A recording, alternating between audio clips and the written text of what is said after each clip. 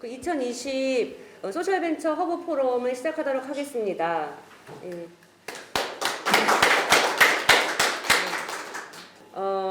저희 소셜벤처 허브센터의 이성진 센터장님의 인사말을 듣도록 하겠습니다. 네, 센터장님. 네, 안녕하세요. 소셜벤처 허브센터장 이성진입니다. 오늘 올해 들어 가장 날씨가 춥다고 했는데 이 안은 좀 후끈한 것 같습니다. 네, 그럼에도 불구하고 여기 가을입니다. 한 해의 노력이 결실을 보는 계절인데요. 오늘 에이블테크 소셜벤처를 위해서 함께해 주신 여러분께 다시 한번 감사를 드리고요. 우리가 에이블테크 어째 말만 들어도 만만치 않지 않습니까? 사회적 약자분들을 비즈니스 솔루션 갖고 진행한다는 게 여기 대부분 공감하실 겁니다. 이 부분이 쉽지 않다는 것을. 그리고 또 비즈니스 솔루션을 갖고 진행한다고 하더라도 또 법과 제도가 가로막아서 쉽지 않죠. 우리 여기 앞에 앉아 계신 우리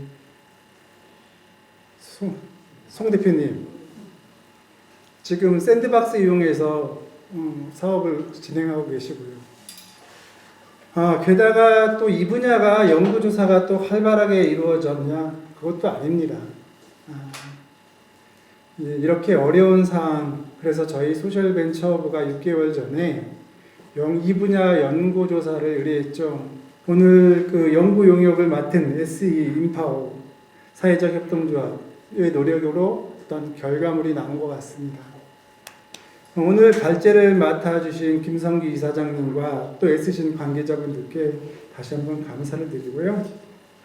오늘 토론 발제로 참석해 주신 김연아 교수님, 임진희 교수님, 이상돈 수석님, 권성진 실장님, 송민표 대표님 다시 한번 감사드리고, 작은 모임이지만 그 어떤 시간보다도 의미 있고 소중한 시간이 될 줄 믿고 제 인사를 마치겠습니다. 감사합니다.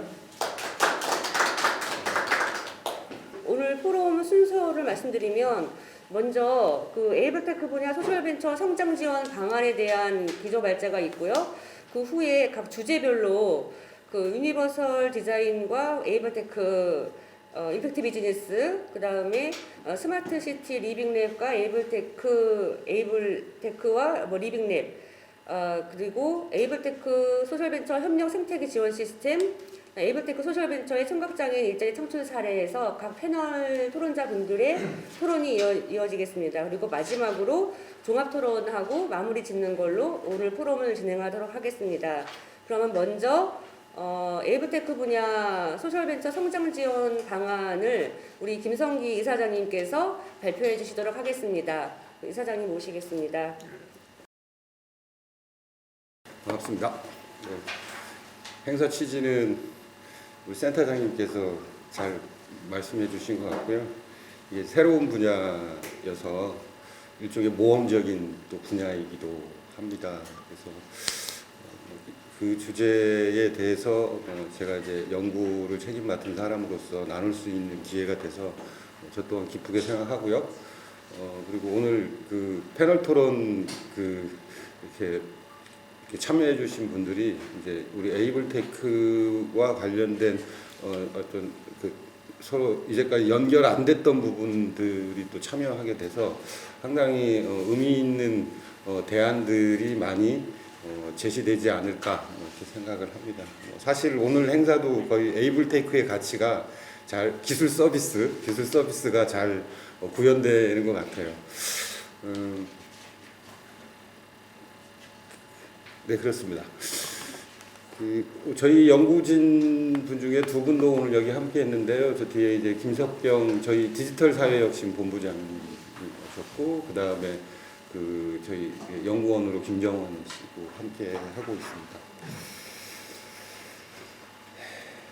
오늘 제 발표는 이게 내용이 상당히 많은데 저는 특히 오늘 활성화 방안에 대한 부분들이 좀 중요하게 많이 다루어져야 되지 않을까 싶습니다. 그래서 그런 내용을 중심적으로 좀 많이 얘기하도록 하겠습니다.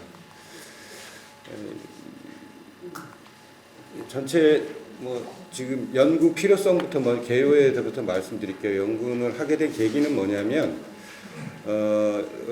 이 정책적으로 그러니까 소위 이제 에이블테크에 특화된 일종의 소셜 벤처를 지원하는 이런 지원 정책이 이제 서울시가 최초로 2019년부터 실행을 했고 지금 이 공간이 이제 만들어지고 지원센터가 구축이 된 이런 배경을 가지고 있습니다.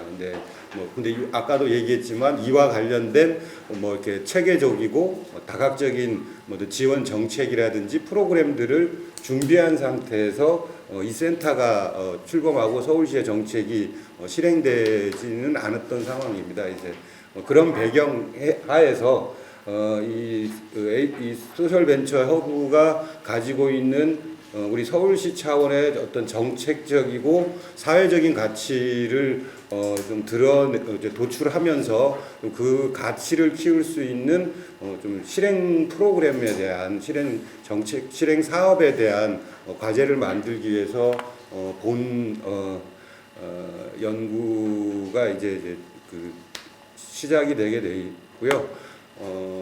뭐 아시겠지만은 이 센터도 이제 아직 1살 먹었어요. 이제 내년 이제 2살 먹어가는데 아직 걸음마 좀 단계에 있는 그래서 한 단계 또 성숙하기 위한 과정에서 좀 자기 학습과 자기 내용의 축적이라는 이 취지로 본 연구가 시작이 됐다라고 생각하시면 좋을 것 같고 과정에서 아까 센터장님이 말씀하셨듯이 같이 학습하면서 그리고 이 분야에 같이 포함될 수 있는 플레이어들하고도 의견도 수렴하면서 이제 본 연구가 이제 진행이 됐습니다.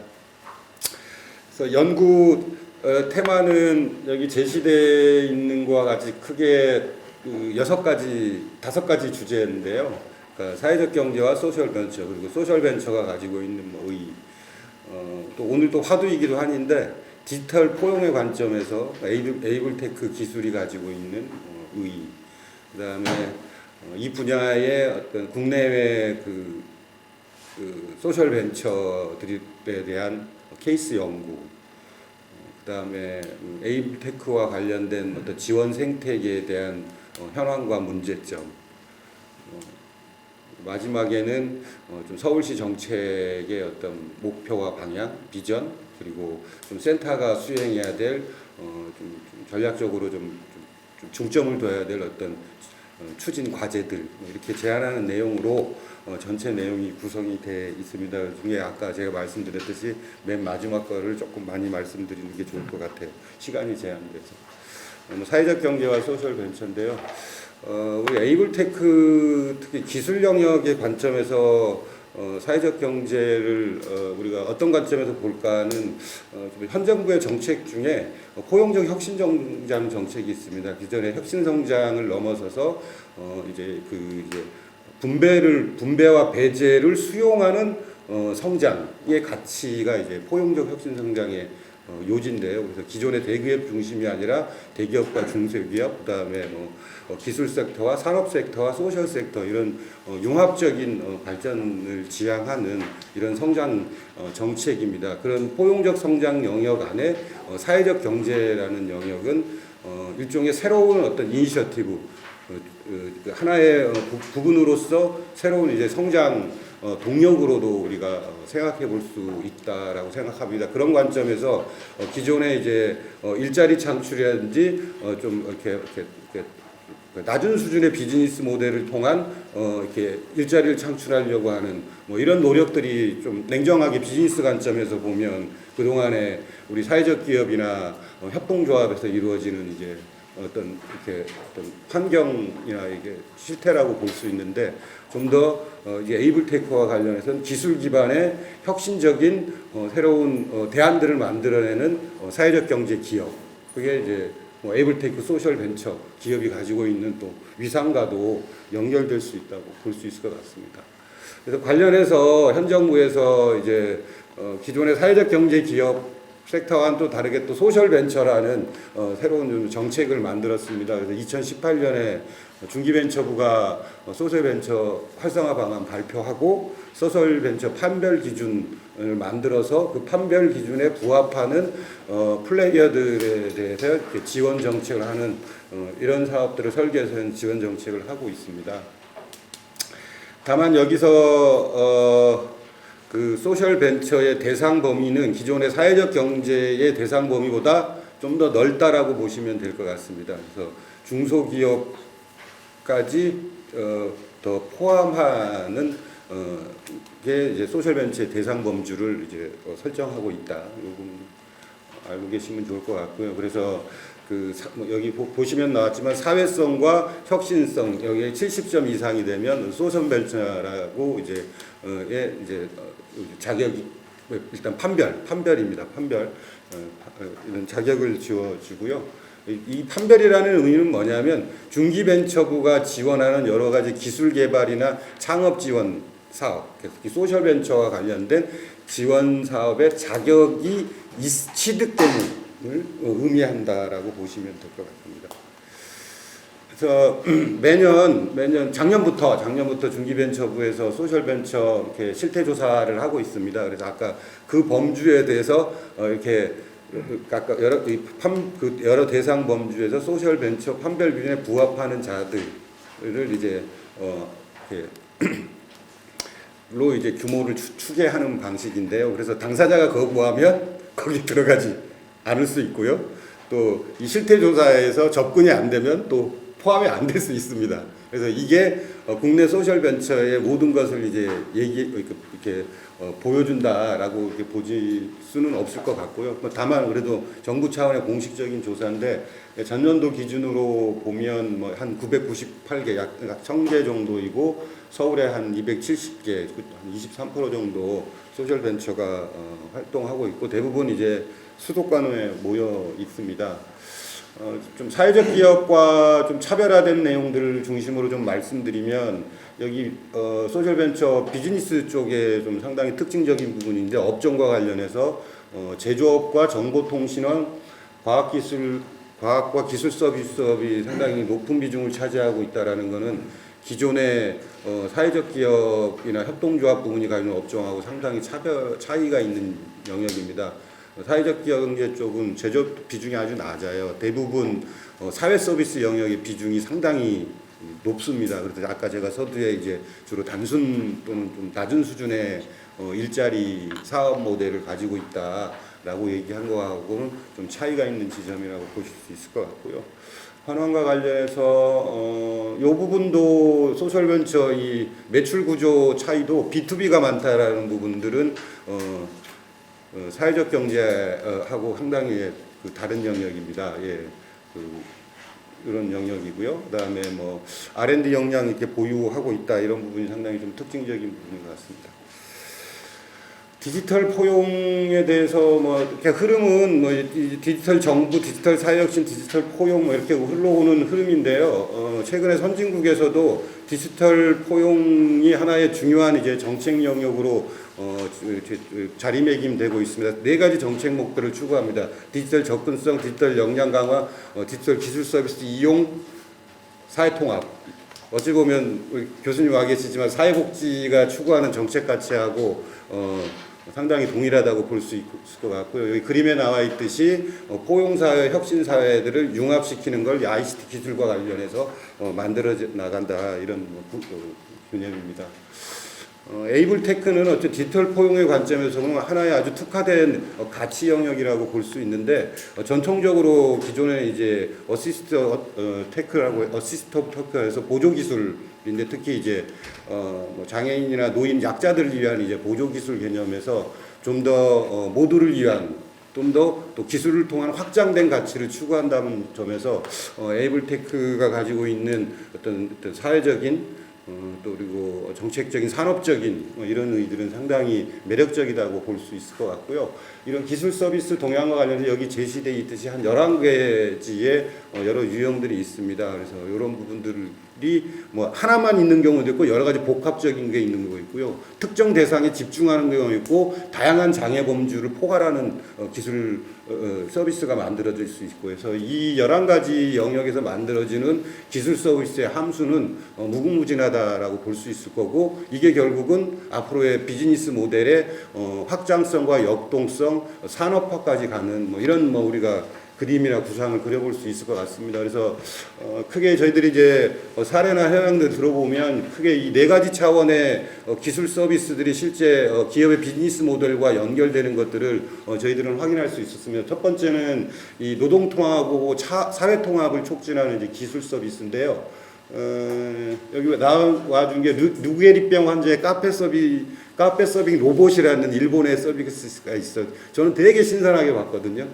누게리병 환자가 일할 수 있는 이게 기술하고 연결돼서 이렇게 되는 그래 카페 서빙을 하는 이런 영역을 하나 예를 들고 싶고 두 번째는 이제 많이 소통 접근성인데요. 문자나 음성 그래픽 이런 걸 통해서 소통 접근성을 지원하는 기술 서비스는 지금 오늘 와 계신 쪽에서도 좀 관련이 돼 있을 수 있을 것 같고 그다음에 모빌리티 영역이 있고요. 네 번째는 특히 인지능 학습 능력의 약자를 위한 컨텐츠 개발 영역들이 있습니다. 그래서 이런 영역들이 지금 다 기업의 기술 서비스하고 연결돼서 사업화되는 뭐 이런 흐름들이 좀 저희들이 좀 정리해 볼 수 있었습니다. 케이스 연구는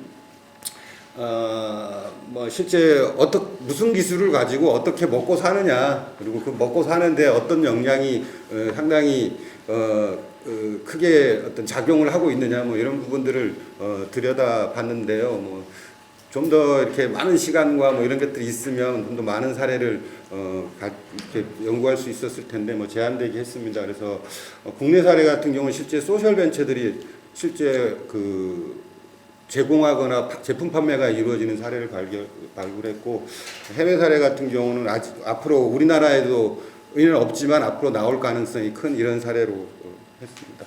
그래서 제시된 바와 같이 7가지 사례를 했는데 하나씩만 간단히만 말씀드리고 요건 이제 넘어가도록 하는데 AUD 사회적 협동조합은 그 청각장애인을 문자 통역 서비스를 제공하는 사회적 기업입니다. 그래서 이렇게 지금도 이렇게 하시도 있지만 실제 통역사 와가지고 실시간으로 이렇게 문자 정보를 줍니다. 그러면은 실제 이런 토론회에서도 문자 정보를 가지고도 음성 정보와 문자 정보를 동시에 인식할 수 있게 하는 이런 서비스를 제공하는 기업이고 여기에 특징적인 것은 조합원 협동조합 모델인데 이 문자 통역사하고 서비스 이용자를 소비자 생산자 협동조합들을 만들어 가지고 그런 서비스를 제공하면서 품질을 높이고 품질을 높이는 그리고 비용을 절감시키는 이런 사업 모델을 가지고 있다라는 게 좀 특징이고요. 다도어차는 시각장애인을 뭐 최초의 스마트워치라고 해서 예전에 문재인 대통령도 이렇게 방문할 정도로 상당히 그 매력적인 기술력을 가지고 있는 독보적인 기술력을 가지고 있는 기업이고 글로벌 시장으로 진출을 했습니다. 그래서 실제 기술이나 이런 개발 파트너가 구글하고 애플입니다. 금년도 기준으로 약 한 235억 원의 매출 수주를 올릴 정도로 상당히 글로벌 가치를 가지고 있고 최근에는 부산시 베리어프리 스마트시티 솔루션 구축 프로젝트까지 할 정도로 사업 영역을 확장하고 있는 기업이고 그리고 테스트웍스는 이게 이제 발달 장애나 영역 발전 여성의 어떤 고용 창출을 지원하는 기술 서비스 기업이고 최근에 과기부에서 디지털 포용과 관련한 우수 사례로 아주 요즘 핫하게 이 테스트웍스가 이제 뜨고 있는 상황이고 지금 기업 규모도 상당히 확장을 했습니다. 어차피 AI는 핵심은 데이터를 수집하고 가공과 정제해서 플랫폼화해서 이렇게 서비스하는 게 아주 이제 그런 것들을 기술력인데 그 기술력을 바탕으로 해서 데이터 수집은 학생들을 자원봉사를 시킵니다. 그래서 일상생활에서 이렇게 하고 그 플랫폼으로 들어오면 또 원하는 고객에 맞게 데이터를 가공 정제해서 서비스를 하는 이런 사업 모델인데 지금 디지털 뉴딜 영역에서 상당히 독보적인 그 자기 기술력과 그 경쟁력을 바탕으로 지금 사업화를 하고 있는 기업이고요. 유퍼스트는 누구나 넥번들하고 이게 청각장애인에게 잘 소리 안 들리는 분에게 진동으로 이렇게 위치 감지 이렇게 해주는 건데, 여기는 뭐 이렇게 약간 이제 기존의 보청기나 이런 게 보기 안 좋아서 좀 이쁘게 이렇게 웨어러블처럼 잘 만들어서 하는 기업이긴 한데, 최근에 코로나로 해서 그 지자체의 그 수주가 없어져 가지고 지금 상당히 고전을 면치 못하고 있는, 또 사업 모델 자체가 시장 규모가 좀 크지 않고 기존의 보청기 시장하고 좀 경쟁을 해야 되는 이런 환경 속에서 우리 연구진 차원에서 좀 사업 모델의 재구성이 좀 필요하다, 뭐 이런 좀 평가를 했고요. 그 미국 사례나 이지 액세스나 이런 영역들은, 특히 이지 액세스 같은 경우는 이 다양한 장애 범주의 장애인들이 이용 가능한 이렇게 키오스크를 개발하는데, 이 부분은 앞으로 국내에서도 상당히 확장될 걸로 저는 예상을 하고 있습니다.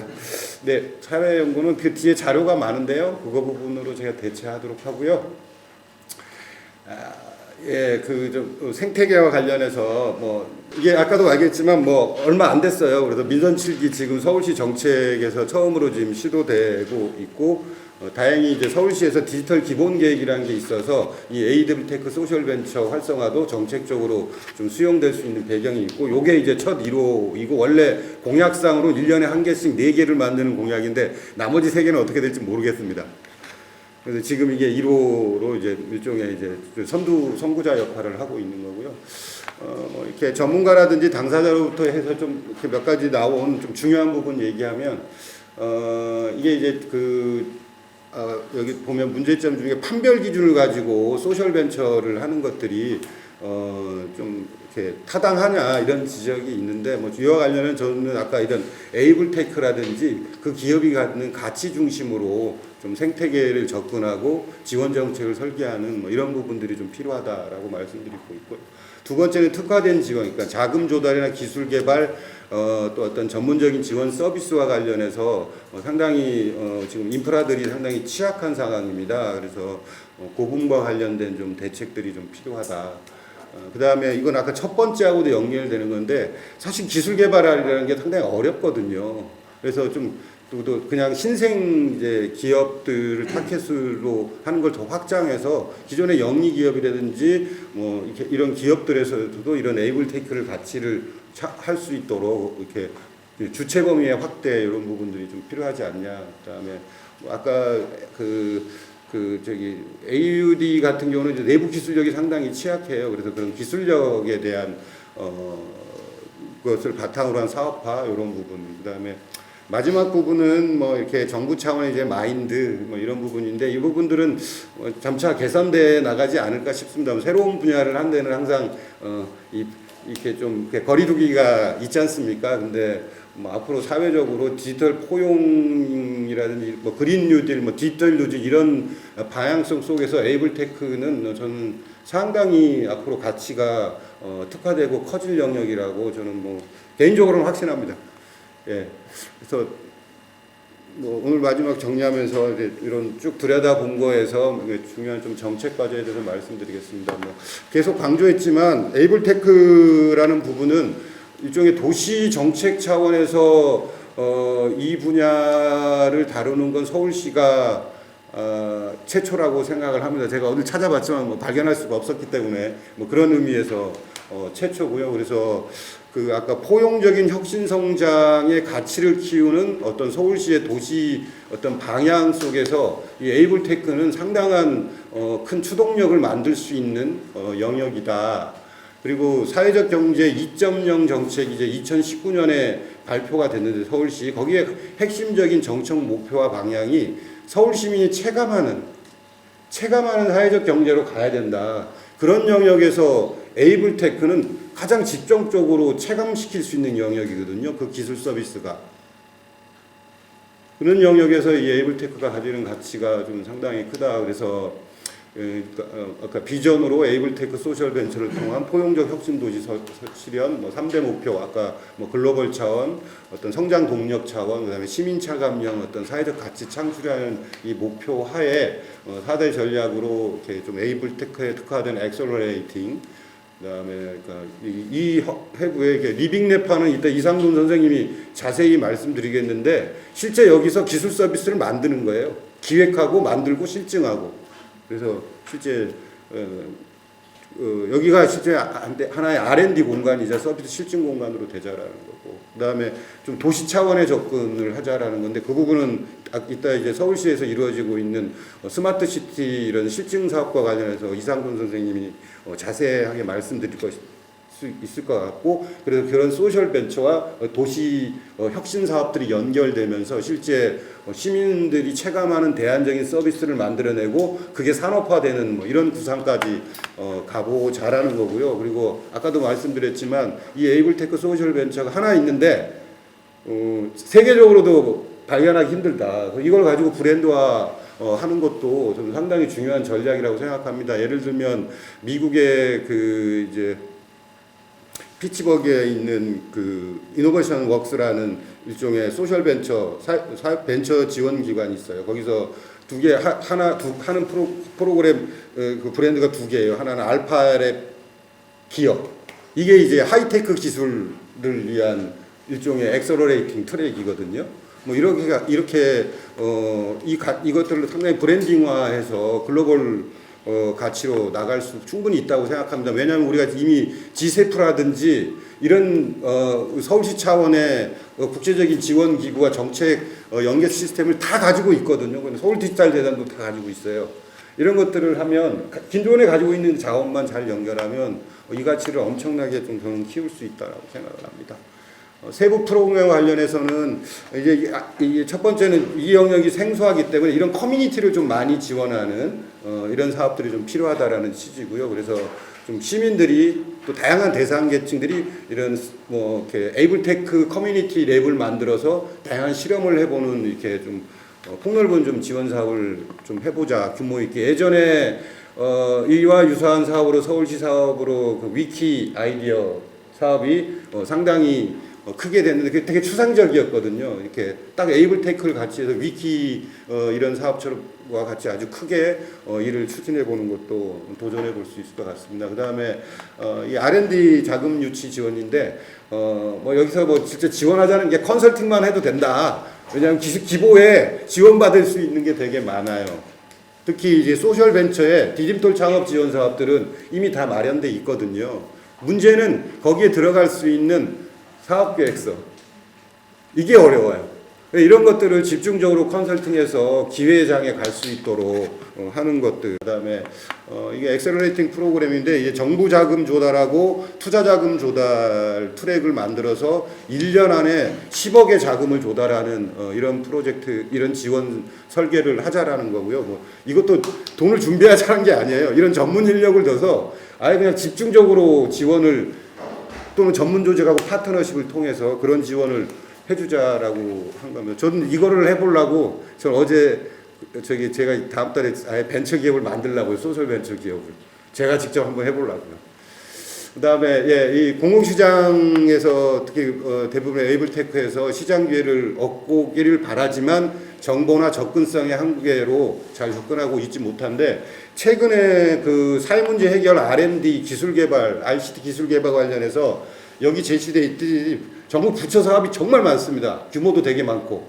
문제는 아무도 몰라, 우리 플레이어들은. 그래서 이런 정보 제공을, 요것도 다 사업계획서 지원이거든요. 그리고 이 부분은 아까 이게 서울시 스마트시티 사업하고도 연결될 수 있는 부분이 많이 있어요. 그래서 이런 부분에 대한 사업화 지원들, 사업기회 지원들, 마케팅 지원들을 하는 트랙이 있었으면 좋겠다라는 제안이고, 상당히 어려운 부분인데 이 에이블텍 기술 분야, 그러니까 소셜 섹터와 기술 섹터의 두 가지 이 언어를 쓸 수 있는 이 전문가 풀이 정말 부족합니다. 제가 보니까 이 두 가지 기술의 언어를 쓸 수 있는 분이 이 안에 딱 3사람 있는 것 같아요. 선생님. 그만큼 부족해요. 그리고 근데 이게 더 디테일하게 들어가면 기술 분야도 무진장에 다양하고요. 뭐 예를 들어 장애인이나 복지 대상 분야 전부 다 다양하지 않습니까? 또 생애에 따라서 다양하고. 또 지역사회 환경에서 다 다양하기 때문에 이 두 가지 언어를 쓸 수 있는 정말 멘토풀들을 만들어내는 게 사실은 제가 봤을 때 앞으로 지원 조직이 가지고 있는 강력한 파워가 될 거라고 확신을 합니다. 근데 이게 개별 기업의 힘으로 되기가 힘들어요. 지원 조직도. 그래서 여러 지원 조직이 갖고 있는 풀들을 다시 재점검해서 그 전문 풀들을 좀 확보하는 노력이 상당히 시급한 과제라고 저는 판단하고 있습니다. 이 부분들이. 예, 아까 말씀드렸지만 리빙랩 부분인데 리빙랩 부분은 이따 이상돈 선생님이 좀 더 자세히 좀 말씀해 주시면 예, 좋을 것 같고 뭐 여기 강남구거든요. 강남구가 올해 강남구 스마트시티 발전 계획을 세웠어요. 내년부터 실행해요. 그리고 여기가 강남구 스마트시티의 어떤 리빙랩 거점들로 적극적으로 이 플레이어들을 와가지고 좀 하는 이런 것도 저는 생각해 볼 수 있다고 생각을 합니다. 그래서 뭐 요약하면 제가 이게 이제 정책 프로그램들이 막 돈 쓰자고 하지 않은 이유가 있어요. 우리 소셜벤처 허브센터가 6명의 인력에 뭐 그렇게 예산 규모가 크지 않습니다. 그리고 지금 초기 단계에서 서울시 차원의 정책 예산을 높이기도 쉽지 않은 상황입니다. 그래서 제가 지금 제안드린 정책은 돈 쓰려고 하는 게 없어요. 이 센터에 가지고 있는 기능과 이런 것들 자원을 잘 축적하고 외부 연계를 통해서 이렇게 할 수 있는 정책 프로그램으로 제안을 제시를 한 점이라는 것을 말씀드리고 싶습니다. 예. 부족한 부분은 뭐 이따 뭐 얘기할 기회가 있는지 아닌지 모르겠지만 아마 우리 패널 분들이 다 보충해 주실 거라고 생각하고 이상 발표를 마치겠습니다.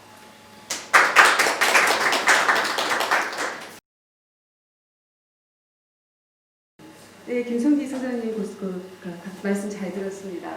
네, 김성기 이사장님께서 이 에이블 테크를 디지털 포용사회의 관점에서 주로 설명을 해주셨습니다. 네, 주로 짧은 시간 동안에 6가지 주요 전략 과제를 말씀해 주셨는데 이 내용이 다소 포괄적이어서 이제 보다 좀 더 구체적인 이제 논의로 들어가 볼까 합니다. 바로 첫 번째 주제로 들어갔으면 하는데요. 첫 번째 발제는 이신희 한국복지대학교 교수님께서 준비하신 걸로 알고 있습니다. 이 에이블 테크라는 용어가 계속해서 이 분야에서 새로운 개념이 생기는 건 지향이나 어떤 그 목적이 계속해서 발전한다는 걸 좀 담기 위해서 새로운 개념들이 생기는 것 같아요. 아마 그 에이블 테크 관련해서도 유니버설 디자인이라는 것도 여러 개념적 발전과 진화가 있었을 것으로 보이는데 주로 유니버설 디자인의 동향과 에이블 테크 메이커 적용에 관련해서 임진희 교수님께서 발표해 주시겠습니다. 안녕하세요. 한국복지대학교의 유니버설 디자인과 교수로 있는 임진희 교수입니다. 지금 현재는 그 유니버설 꿈공장이라고 하는 메이커 센터를 5월달에 오픈을 해서 그 운영을 하고 있고요. 오늘 유니버설 디자인에 대해서 말씀을 드린 게 저는 굉장히 감격스럽고 떨리는데 우리 학교는 설립한 지가 한 20년 됐습니다. 교육부에서 설립이 됐고 김대중 대통령 공약사항으로 만들어진 학교입니다. 장애 학생들, 그러니까 장애인들이 굉장히 살아가는데 좀 어려움을 많이 겪으면서 이제 장애의 대물림이 또 가난의 대물림이 되는 형편이 좀 이루어지고 있기 때문에 장애인들의 그 근본적인 삶을 개선하기 위해서는 장애인들이 교육을 통해서 능력 있는 사회인으로서 사회에 협력하는 게 가장 그 이상적이다라는 생각을 가지고 학교가 세워졌습니다. 지금 평택에 위치해 있고요. 지금 간단하게 저희 학교에 대해 설명을 드리는 이유는 우리 학교는 지금 전체 한 550명의 학생 중에서 30%의 학생들이 장애인으로 이루어져 있습니다. 뭐 시각, 청각, 지체 학생들 기본이고요. 약간 뇌병변 장애 학생들, 그러니까 정신적인 지적장애 학생들은 대학 교육을 받을 수 없기 때문에 거의 없지만 저희가 크게 이제 세 분류로 나누어서 학생들을 교육을 하고 있거든요. 첫 번째 이제 장애 지원적인 부분은 사회복지학과, 그 다음에 그 소아통역학과, 의료보장고학과, 유아특수교육학과 같은 경우는 장애 학생들이 어린이부터 대학에 이르기까지 지원할 수 있는 분야를 해서 이루고 있고요. 또 장애 학생들이 또 사회에 통합되기 위해서는 다양한 직업을 갖게 되는데 장애 학생들이 굉장히 선호하는 과 위주로 돼 있고 거기도 마찬가지 30% 학생들에서 비장애 학생 70%의 학생들과 장애 학생들 30% 학생들이 서로 같이 공부를 하면서 서로에 대한 이해를 통해서 사회에 별 어려움 없이 흡수될 수 있는 과로 이루어져 있습니다. 예를 들어 저희 과 같이 유니버설 디자인과 같은 경우는 학생들한테 굉장히 그 인기가 좋은 학과인데요. 그러니까 디자인을 하고 싶어하는 장애 학생들이 굉장히 많습니다. 특히 청각 장애 학생들이나 요즘은 이제 교통사고를 당해서 이제 휠체어를 탄 학생들이 좀 많이 있거든요. 그래서 지체 학생들에서 공간 시각 제품 쪽을 공부하고 있는 학생들, 그 다음에 주얼리 디자인 쪽 학생들도 굉장히 인기가 많고요. 그 다음에 음악을 좋아하는 학생들은 이제 모던 음악과 학생들이 있는데 그쪽은 시각장애인 학생들이 좀 많이 포함이 되어 있습니다. 그리고 컴퓨터 정보 보안에서 해킹적인 컴퓨터에 좀 관심이 많은 학생들이 이루어져 있고, 그 다음에 유니버설 건축가가 얼마 전에 이제 설치가 돼서 베리어 프리 장애인 당사자주의 개념에서 무장애 공간을 스스로 판단하고 해결할 수 있는 방법을 제안하는 과가 이제 장애인과 비장애인이 통합하는 과고요. 그리고 얼마 전부터 장애인 당사자주의 개념으로 해서 장애인 스스로 삶을 한번 개척해보자 하는 개념으로 장애인 심리 상담과, 그래서 장애인들이 학교에서 비장애인들로부터 상담을 받았을 때는 괴리감을 좀 느낀다고 하더라고요. 그래서 장애인 스스로 상담을 공부를 해서 장애인 학생들을 상담을 스스로 해주면서 정신적인 문제를 해결할 수 있는 분야를 개선을 하고, 공공행정과 같은 경우는 요새 성과를 많이 내고 있는데 장애인을 공공기관에서 이제 특별 채용을 하고 있잖아요. 그래서 장애 학생들이 그 행정 업무를 통해서 그 공무원으로서 근무할 수 있는 부분, 그 다음에 장애인 레저 스포츠과에서 저희가 장애 올림픽에 나가는 학생들 해서 저희가 이제 과를 운영하고 있습니다. 네. 그리고 유니버설 디자인은 여러분들이 많이 들어보셨긴 하셨지만 그래도 제가 좀 간략하게 말씀드리면 장애 쪽에 포커스를 맞추는 부분이 유니버설 디자인이 절대로 아닙니다. 그 사회를 이루고 있는 비장애 일반인들, 그 다음에 노인, 또 장애인, 또 임산부, 어린이, 그 다음에 우리나라에 굉장히 많이 들어와 있는 외국인들, 이렇게 다양한 그 사회 구성원들이 서로 어떤 신체적인 조건이나 성별이나 이런 거에 능력에 상관없이 누구나 공평하게 사용자의 편의를 통해서 모두가 행복하게 할 수 있는 사회를 지향하는 것이 유니버설 디자인이라고 얘기할 수 있겠고요. 그래서 이렇게 4가지 정도로 해서 그러니까 개념을 말씀드릴 수 있을 것 같습니다. 특히 요즘에 이제 베리어 프리에 대해서는 굉장히 관심들이 많이 있는데요. 그러니까 장애를 없애자는 거거든요. 그 턱이 있을 때 휠체어 탄 사람들이 턱을 넘어갈 수 없고, 층계가 있을 때 2층, 3층으로 올라갈 수 없는데 엘리베이터가 있거나 아니면은 자동문이 있으면 장애인들이 쉽게 건물 안으로 접근을 할 수 있는 부분들, 이렇게 그 장애를 제거함으로써 그 사회, 그 공간에 들어가 있는 사람들이 행복하게 생활을 할 수 있는 부분들을 얘기할 수 있는 부분이고, 그리고 노인 인구가 요새 점점 이제 우리가 늘어나면서 생애 주기 디자인, 라이프 스팬 디자인이라고 해서 신체의 노화를 염두에 둔 디자인. 예전에는 노인분들은 이제 나이가 들으면 요양시설이나 시골에 가야 된다라는 생각이 좀 있었습니다. 근데 요즘에는 그런 생각들이 많이 없고요. 자기가 살아왔던, 그러니까 자식들 키우고 삶의 터전이 된 공간에서 그 환경을 개선함으로써 자기가 죽을 때까지 살았으면 좋겠다. 그런 부분을 지원하는 부분이 유니버설 디자인이라고 하고, 이 부분은 일본이 이제 사회를 접어들었기 때문에 일본과 미국이나 유럽을 이렇게 중심으로 해서 많이 진행이 되고 있는 부분입니다. 그래서 생애 라이프 스팬 디자인은 장애인이나 노인이 불행한 소수가 아니다. 이런 부분에 행복하게 살 수 있는 환경이 제시가 된다면 누구나 행복할 수 있는 공간을 스스로 창출해서 만들 수 있다. 이런 개념이고요. 노화가 진행되는 것을 염두에 두는 거주 환경을 개선하고자 하는 부분들의 지원 디자인이라고 얘기할 수 있겠습니다. 우리나라는 지금 현재 노인 인구가 그 숫자상으로 이렇게 보시면 일본이 지금 현재 65세 이하 노인 인구가 28.4%입니다. 그래서 노인 인구, 그러니까 노인에 대한 어떤 그 정책적인 부분이 많이 지원이 이루어지고 있는데 우리나라에서는 지금 그 출산율이 점점 적어지면서 2050년에는 전 세계에서 노인 인구 비율이 가장 높은 나라로 예상을 하고 있습니다.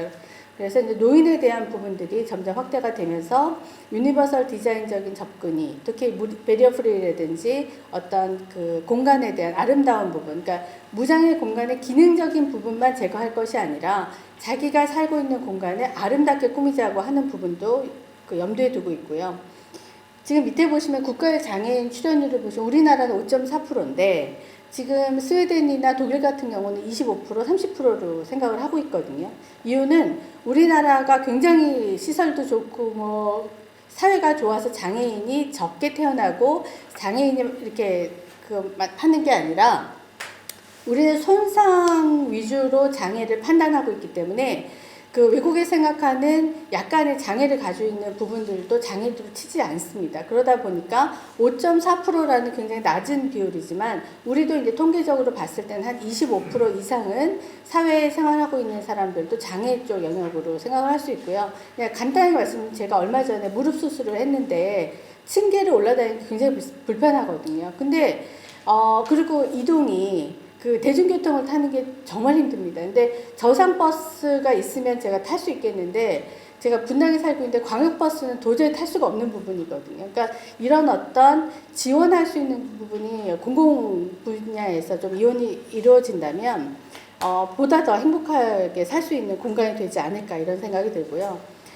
에이블테크 얘기도 나왔지만 저희가 주거 환경 개선에서 이제는 어느 정도 경제력을 가진 노인들이 많이 늘어나고 있기 때문에 자기 환경을 좀 더 아름답고 정말 쾌적하게 환경을 개선하고자 하는 시스템들이 많이 도입되고 있습니다. 근데 문제는 우리나라 시스템들은 별로 없고요. 거의 외국에서 수입을 해야 되는 거기 때문에 너무나 비쌉니다. 그래서 장애인들, 특히 노인분들께서는 지금 이 그 싱크대 같은 경우는 이동이 가능한 부분이거든요. 근데 이런 부분이 좀 어려운 부분들. 그리고 그 노인분들 중에서 상당 부분, 특히 80세, 90세 있는 노인 부분은 집에서 많이 다치십니다. 근데 그 다치는 비율이, 목욕탕에서 다치는 비율이 굉장히 높거든요. 한 80% 정도 되는데, 이렇게 문을 여는 그 욕조 같은 경우가 설치가 된다면 그렇게 다치는 경우가 많이 줄어들게 되겠죠. 이것도 굉장히 고가입니다.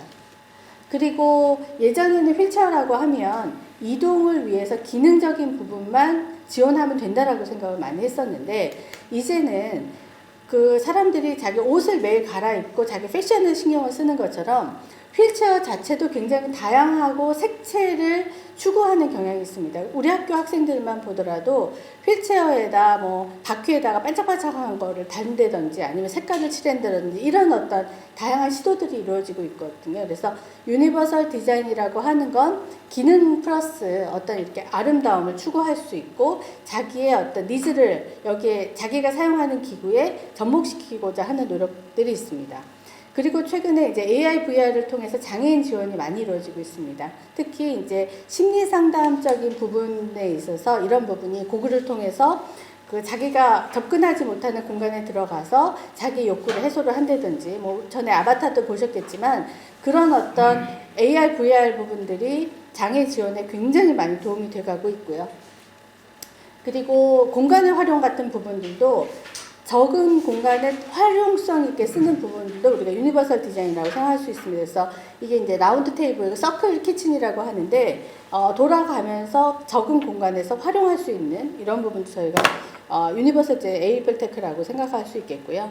그 다음에 지체장애인 같은 경우에 이 컴퓨터를 통해서 이제 그 무빙이 가능한 부분입니다. 그래서 이동이 가능하면서 잘 게임이든 아니면 공부를 하면서 가상 공간에 몰입을 할 수 있는 환경이 휠체어에 앉아서는 불가능하지만 이 부분에서는 지원이 가능한 거거든요. 그래서 이런 부분도 장애인 지원에 굉장히 많이 도움이 돼가고 있고요.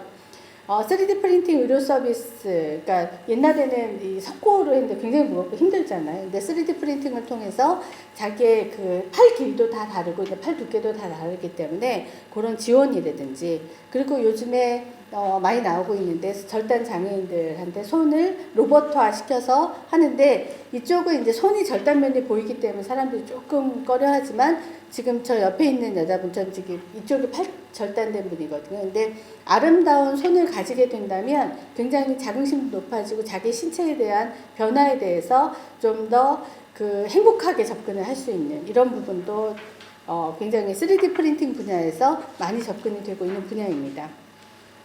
그리고 이제 실내에서 노인 같은 경우도 이 지팡이에 밑에 조명이 들어온다면 낙상을 하거나 층계 내려올 때 굉장히 지원이 많이 되거든요. 그러니까 이런 지원이라든지 아니면 층계를 올라올 때 층계참이라고 하는데 그 평평한 부분에 의자가 있으면 앉게 되겠지만 또 의자가 있음으로써 다른 사람한테 불편을 줄 수 있거든요. 그래서 층계의 일부를 좀 이렇게 앉게 한다면 노인들이나 지체가 불편한 사람들이 층계로 올라와서 잠깐 쉴 수 있는 공간을 만들 수 있지 않을까. 이런 것도 그 베리어 프리 적용한 부분이 굉장히 좋을 수 있고요.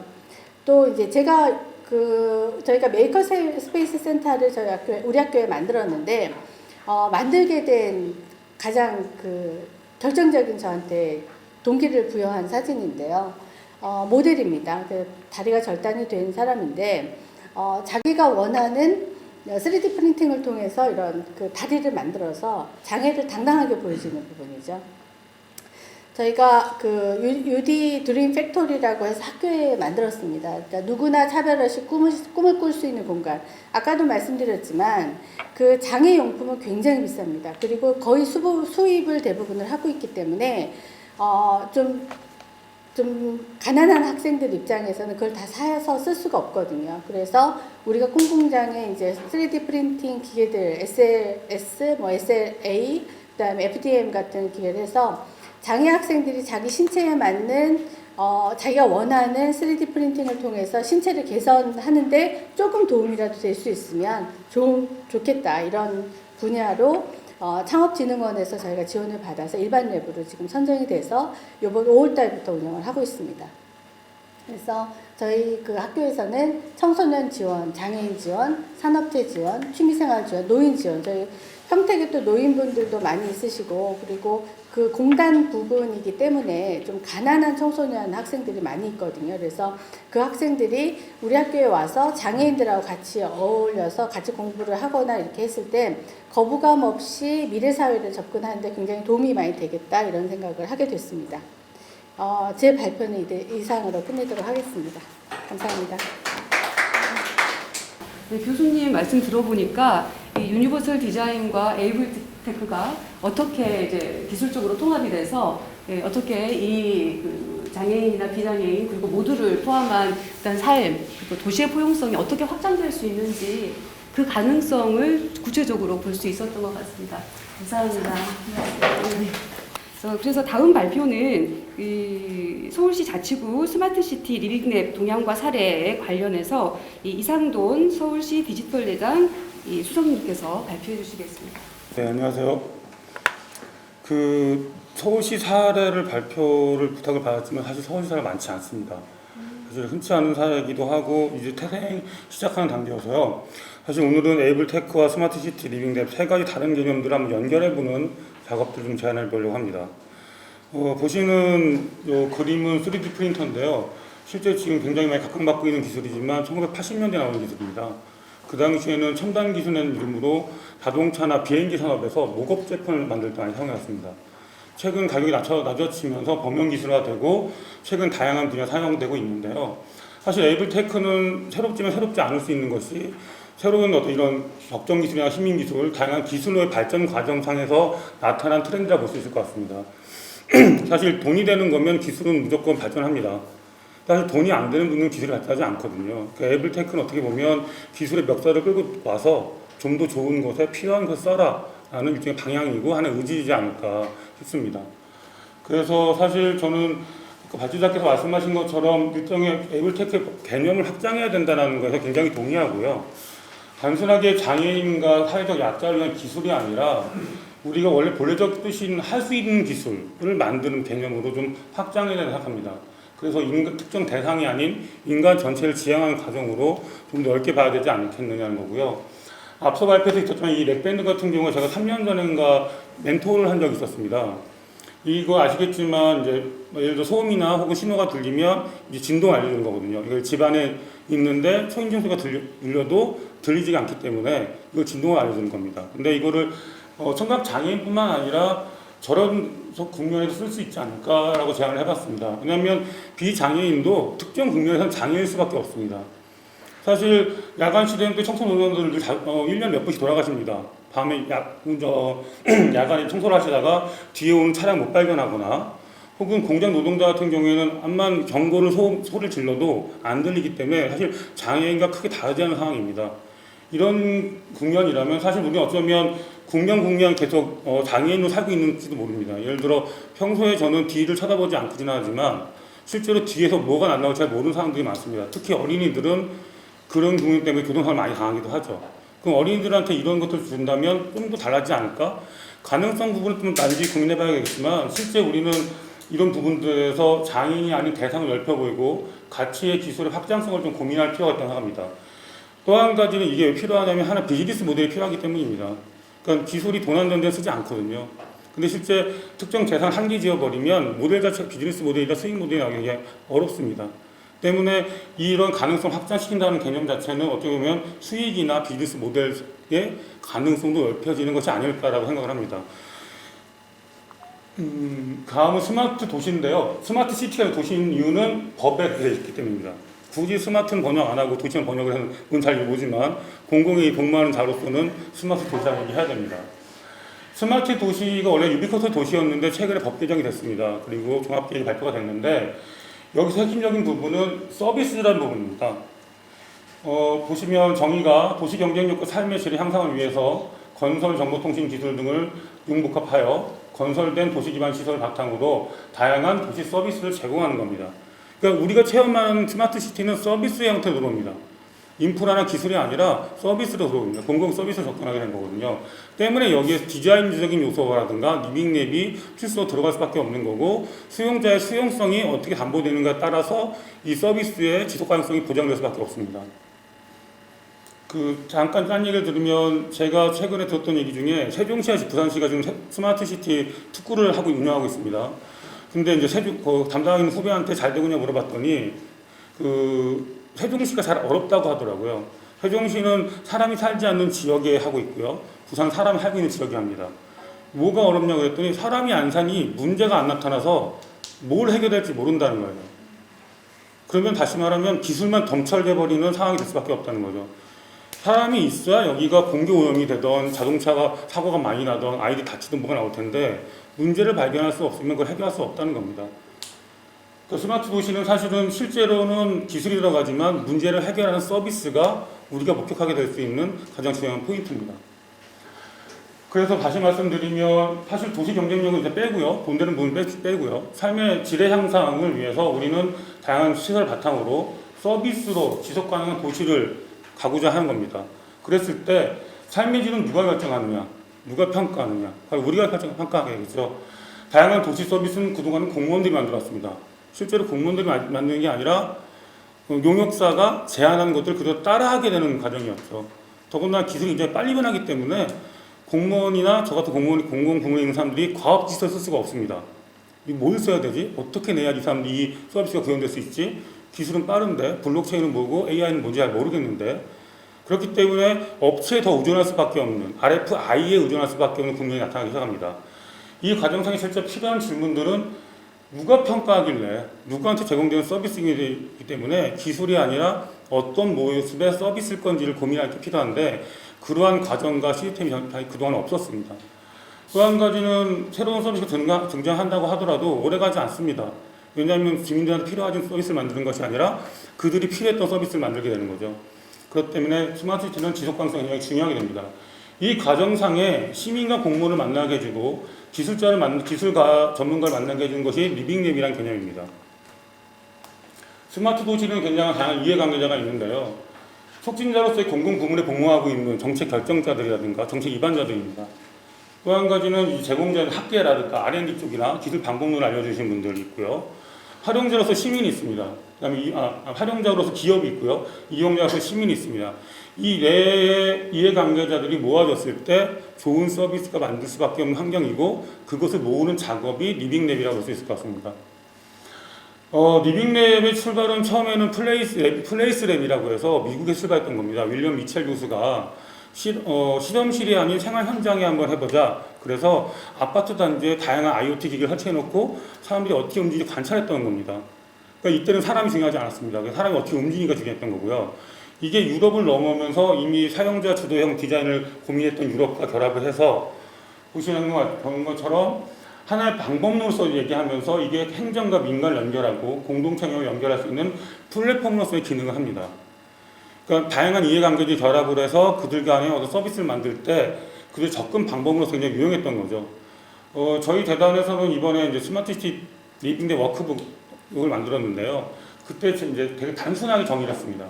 리빙랩은 결국에는 도시에 있는 문제를 해결하는데 시민이 포함되어야하며 이들과 함께 이해관계 협력을 해서 기술과 결합한 혁신 서비스를 개발하는 방식 중에 하나입니다. 자칫 리빙랩을 공간으로 인식하는 분들이 굉장히 많으세요. 그 공공의 가장 나쁜 버릇이 공간 만들어 놓고 해놓으면 뭔가 사람들이 와서 일할 것 같아 생각하지만 실제 공간이 사람이 오려면 다양한 유인책들이 필요합니다. 근데 리빙랩도 마찬가지로 실증할 수 있는 테스트 베드가 만들어 오면 되는 식으로 알고 계시는 분들이 많은데 리빙랩은 그렇게 기능하지 않습니다. 보시는 것처럼 이 크가지 5가지 요소가 움직이는데요. 이 중에 가장 중요한 부분은 시민 참여 부분입니다. 리빙랩의 또 다른 오해는 뭐냐면 그냥 시민들이 와서 앉아있으면 리빙랩인지 아세요. 그 다음에 그분들한테 아이디어를 물어보고 구하면 그 리빙랩을 아시는데 실제로는 리빙랩은 전체 프로세스에 시민이 굉장히 적극적으로 개입해야 됩니다. 특히 테크 분야에서 가장 큰 문제는 뭐냐면 이미 만들어놓는 서비스와 제품을 보시고 좀 테스트해보라고 던져주고 나서 피드백 받고 끝나버리는 거를 리빙랩을 하는 경우가 굉장히 많으세요. 그러니까 시민이 제기한 문제를 통해서 애초에 서비스 설계부터 제품 설계가 다시 변할 수 있고 그것이 몇 번 주기 반복될 수 있고 그것이 생활 현장에서 구성될 수 있어야만이 그것이 리빙랩이라 불러야 됩니다. 근데 쉽지 않죠. 공공 분야는 그렇대야 1년 정도 지원밖에 무료지 않고 발주가 공모 절차 밟으면 보통 6월 이후에 진행되고 그 이후에 뭐 성과 보고 대회 등등등 하면 3, 4개월밖에 진행되지 않기 때문에 굉장히 어렵습니다. 그래서 그 실제 서비스의 목적과 그 기능에 따라서 다양한 리빙랩 방식이 가능한데요. 테크 방식 같은 경우에는 실증에 많이 이용합니다. 다만 실증이 몇 명의 사람을 부르는 것이 아니라 현장성을 가지고 있는 실증 작업을 할 수 있을 때 그걸 리빙랩이라고 좀 부를 수 있을 것 같습니다. 에이블 테크와 리빙랩이 왜 관계가 되는지에 대해서 좀 고민을 해봤는데요. 보시는 거는 이제 이용의 핵심 방법론 매칭 부분을 정리한 부분입니다. 보시는 것처럼 1부터 4까지가 다 있는데, 첫 번째, 이제 네 번째를 보시면 리빙랩은 맨 위에 배치하게 됩니다. 그러니까 이 축이 중요한데요. 저쪽에 보면 생활 환경이 부분이고요. 이용자 주도성 부분입니다. 이용자 주도성. 리빙랩은 이용자의 주도성과 실제 생활 환경이 가장 중요한 방법론입니다. 근데 에이블 테크는 일단은 당연히 생활 환경일 수밖에 없죠. 그분들이 생활하는 현장성이 있어야만이 되는데 우리가 실험실에 만든다고 해서 그 실체가 작동하는 건 아니기 때문에 현장이 굉장히 중요합니다. 또 한 가지는 에이블 테크는 기본적으로 맞춤형입니다. 그럴 수밖에 없습니다. 아까 잠깐 보신 것처럼 전자 우수 같은 경우에 우수 보셨잖아요. 이게 보통 통상 2천만 원 정도 하거든요. 지금 만두로라는 기업, 1인 기업에서 이제 100만 원짜리 만들고 싶은 기획을 하고 있는데 절단 부위에 따라서 이 심리 남아있는 근육량이 다르기 때문에 어느 분야에 따라서 다 달라지기 때문에 여기에 따라서 이 표현이 좀 이상하긴 하지만 그 맞춤형일 수밖에 없습니다. 그래서 대량 생산이 불가능하기 때문에 1,000만 원 이상의 효과가 올라갈 수밖에 없는 환경이기 때문에 에이블 테크는 기본 맞춤형입니다. 그리고 대상에 맞춤일 수밖에 없기 때문에 사용자 중성이 굉장히 필요한 분야입니다. 때문에 에이블 테크의 리빙랩을 적용한다면 굉장히 효과적으로 발휘할 수 있겠죠. 대표적인 사례로 성남에 있는 시니어 리빙랩이 가장 대표적인 사례일 것 같습니다. 서울시도 리빙랩 사업을 많이 하고 있는데요. 아까 말씀드린 것처럼 두 가지 오해를 갖고 있습니다. 공간을 만들어주면 되는지 알고 있고 또 한 가지는 시민들이 참여하면 그게 리빙랩인지 알고 있고 대부분 사례가 그렇습니다. 근데 다만 몇 가지 사례들이 거기 안에 있는 혁신가 분들이라든가 또 공무원 중에 굉장히 또 발빠르게 움직이는 분들이 있어서 기능 되게 잘 돌아가는 부분도 있어요. 가장 대표적인 거는 강서구에 있는 마곡 스마트시티 리빙랩입니다. 보통 5개 정도의 리빙랩을 선정을 해서 5천만 원 정도 1년에 지원을 해주는데요. 여기서 주로 에이블테크가 많이 움직입니다. 그 이유가 에이블테크의 가장 큰 한계가 뭐냐면 복지관을 찾아갔는데 쫓아내세요. 사기꾼인 줄 알고 기업 홍보하는 걸 줄 알고. 그러니까 실제 에이블테크 제품 테스트를 하고 싶어도 복지관이나 장애인 복지관 찾아가도 쫓겨난 경우가 많답니다. 그래서 강서구랑 같이 들어가면 그때 열어주고 사람들 모아주는 거거든요. 강서가 왜 그 에이블테크 많이 들어오냐면 서울시에 가장 장애인이 많은 지역입니다. 그렇기 때문에 강서가 많고요. 지금 중구는 없지만 중구 최근에 저희한테 이제 컨설팅 들어오는 게 뭐냐면 중구가 노인이 제일 많은 지역입니다. 그래서 노인 관련된 에이블테크라든가 유니버설 서비스에 고민이 좀 많습니다. 반대로 이제 구로구 같은 경우에는 그 이주 노동자가 많아서요. 여기는 한자로 예를 들어 표현한다든가 다양한 디자인적 요소를 많이 고민하고 있습니다. 그러니까 지역의 특성에 맞게 다양한 방법과 리빙랩을 구성하고 있고요. 동작구 같은 경우에는 스마트 안전망이라 그래서 어린이 통학로 교통안전에 대해서 굉장히 많은 고민을 하고 있습니다. 근데 저 에이블테크 관계된다는 부분을 좀 고민해야 되는데요. 제가 아까 말씀드린 것처럼 에이블테크의 부분을 좀 더 확장해서 바라본다면 어떨까 하는 거죠. 그러면 무장애 도시라고 얘기한 것처럼 스마트 시티가 삶의 질의 확장을 피해야 한다면 에이블테크는 뭔가 우리 시민의 삶의 질을 확장할 수 있는 다른 버전으로 새로운 기술의 가능성을 좀 열을 수 있지 않을까? 예를 들어 지금 조용한 택시 같은 경우에도 다양한 기술들이 들어가 있는데 사실 그건 일반인도 필요한 기술이거든요. 그리고 제가 만약 초심자, 오늘 운전을 처음 한 사람이라면 장애인과 다르지 않을 겁니다. 아마. 그들을 위한 기본적인 어느 센서링이라든가 이런 것들이 필요할 수 있습니다. 그런 것들 같이 결합해서 리빙랩에 결합한다면 이런 리빙랩에 좀 더 보완될 수 있지 않을까라는 생각이 듭니다. 결국 세 가지 개념을 연결을 좀 해봤는데 앞서 말씀드렸던 이 세 가지 지향점을 가지고 고민해봤을 때 스마트 시티는 결국에 시민들이 움직이는 곳이고요. 에이블테크는 결국에는 서비스가 기술과 결합돼서 보여주는 수밖에 없습니다. 그렇다면 에이블테크는 도시 서비스도 발현될 수 있을 때 이 시민과 결합할 수 있어서 할 때 가장 리빙랩을 잘 활용할 수 있는 분야가 아닐까라는 고민을 해보게 되고요. 그 에이블테크가 제품 위주로 많이 나오는 경우를 많이 봤습니다. 서비스보다는요. 특히 장애인 관련된 제품 위주로 많이 나오는데 일반 시설을 이용하면 어떨까라는 좀 고민을 많이 해봤어요. 저희 재단에 작년에 하다 실패한 게 뭐였냐면 그 지하철 내려갈 때 실체를 싣고 내려가는 그 장비가 있는데 이거 되게 돈이 많이 들어서 잘 설계 안 하거든요. 그래서 그 실체를 싣고 내려갈 수 있는 로봇이 있으면 어떨까? 라는 고민을 해봤는데 안 됐습니다. 기술력이 일단 안 되더라고요, 아직은요. 그러니까 그런 식의 상상력이 가능할 수 있도록 좀 고민해보자는 거죠. 그런 것들이 해야 되는 부분들과 또 한 가지는 시민이 참여해야 된다 말씀드렸지만 또 한 가지 중요한 사람은 현장 노동자입니다. 현장의 얘기를 듣는 방법을 잘 해야 되는데 이게 잘 안 되는 경우가 많습니다.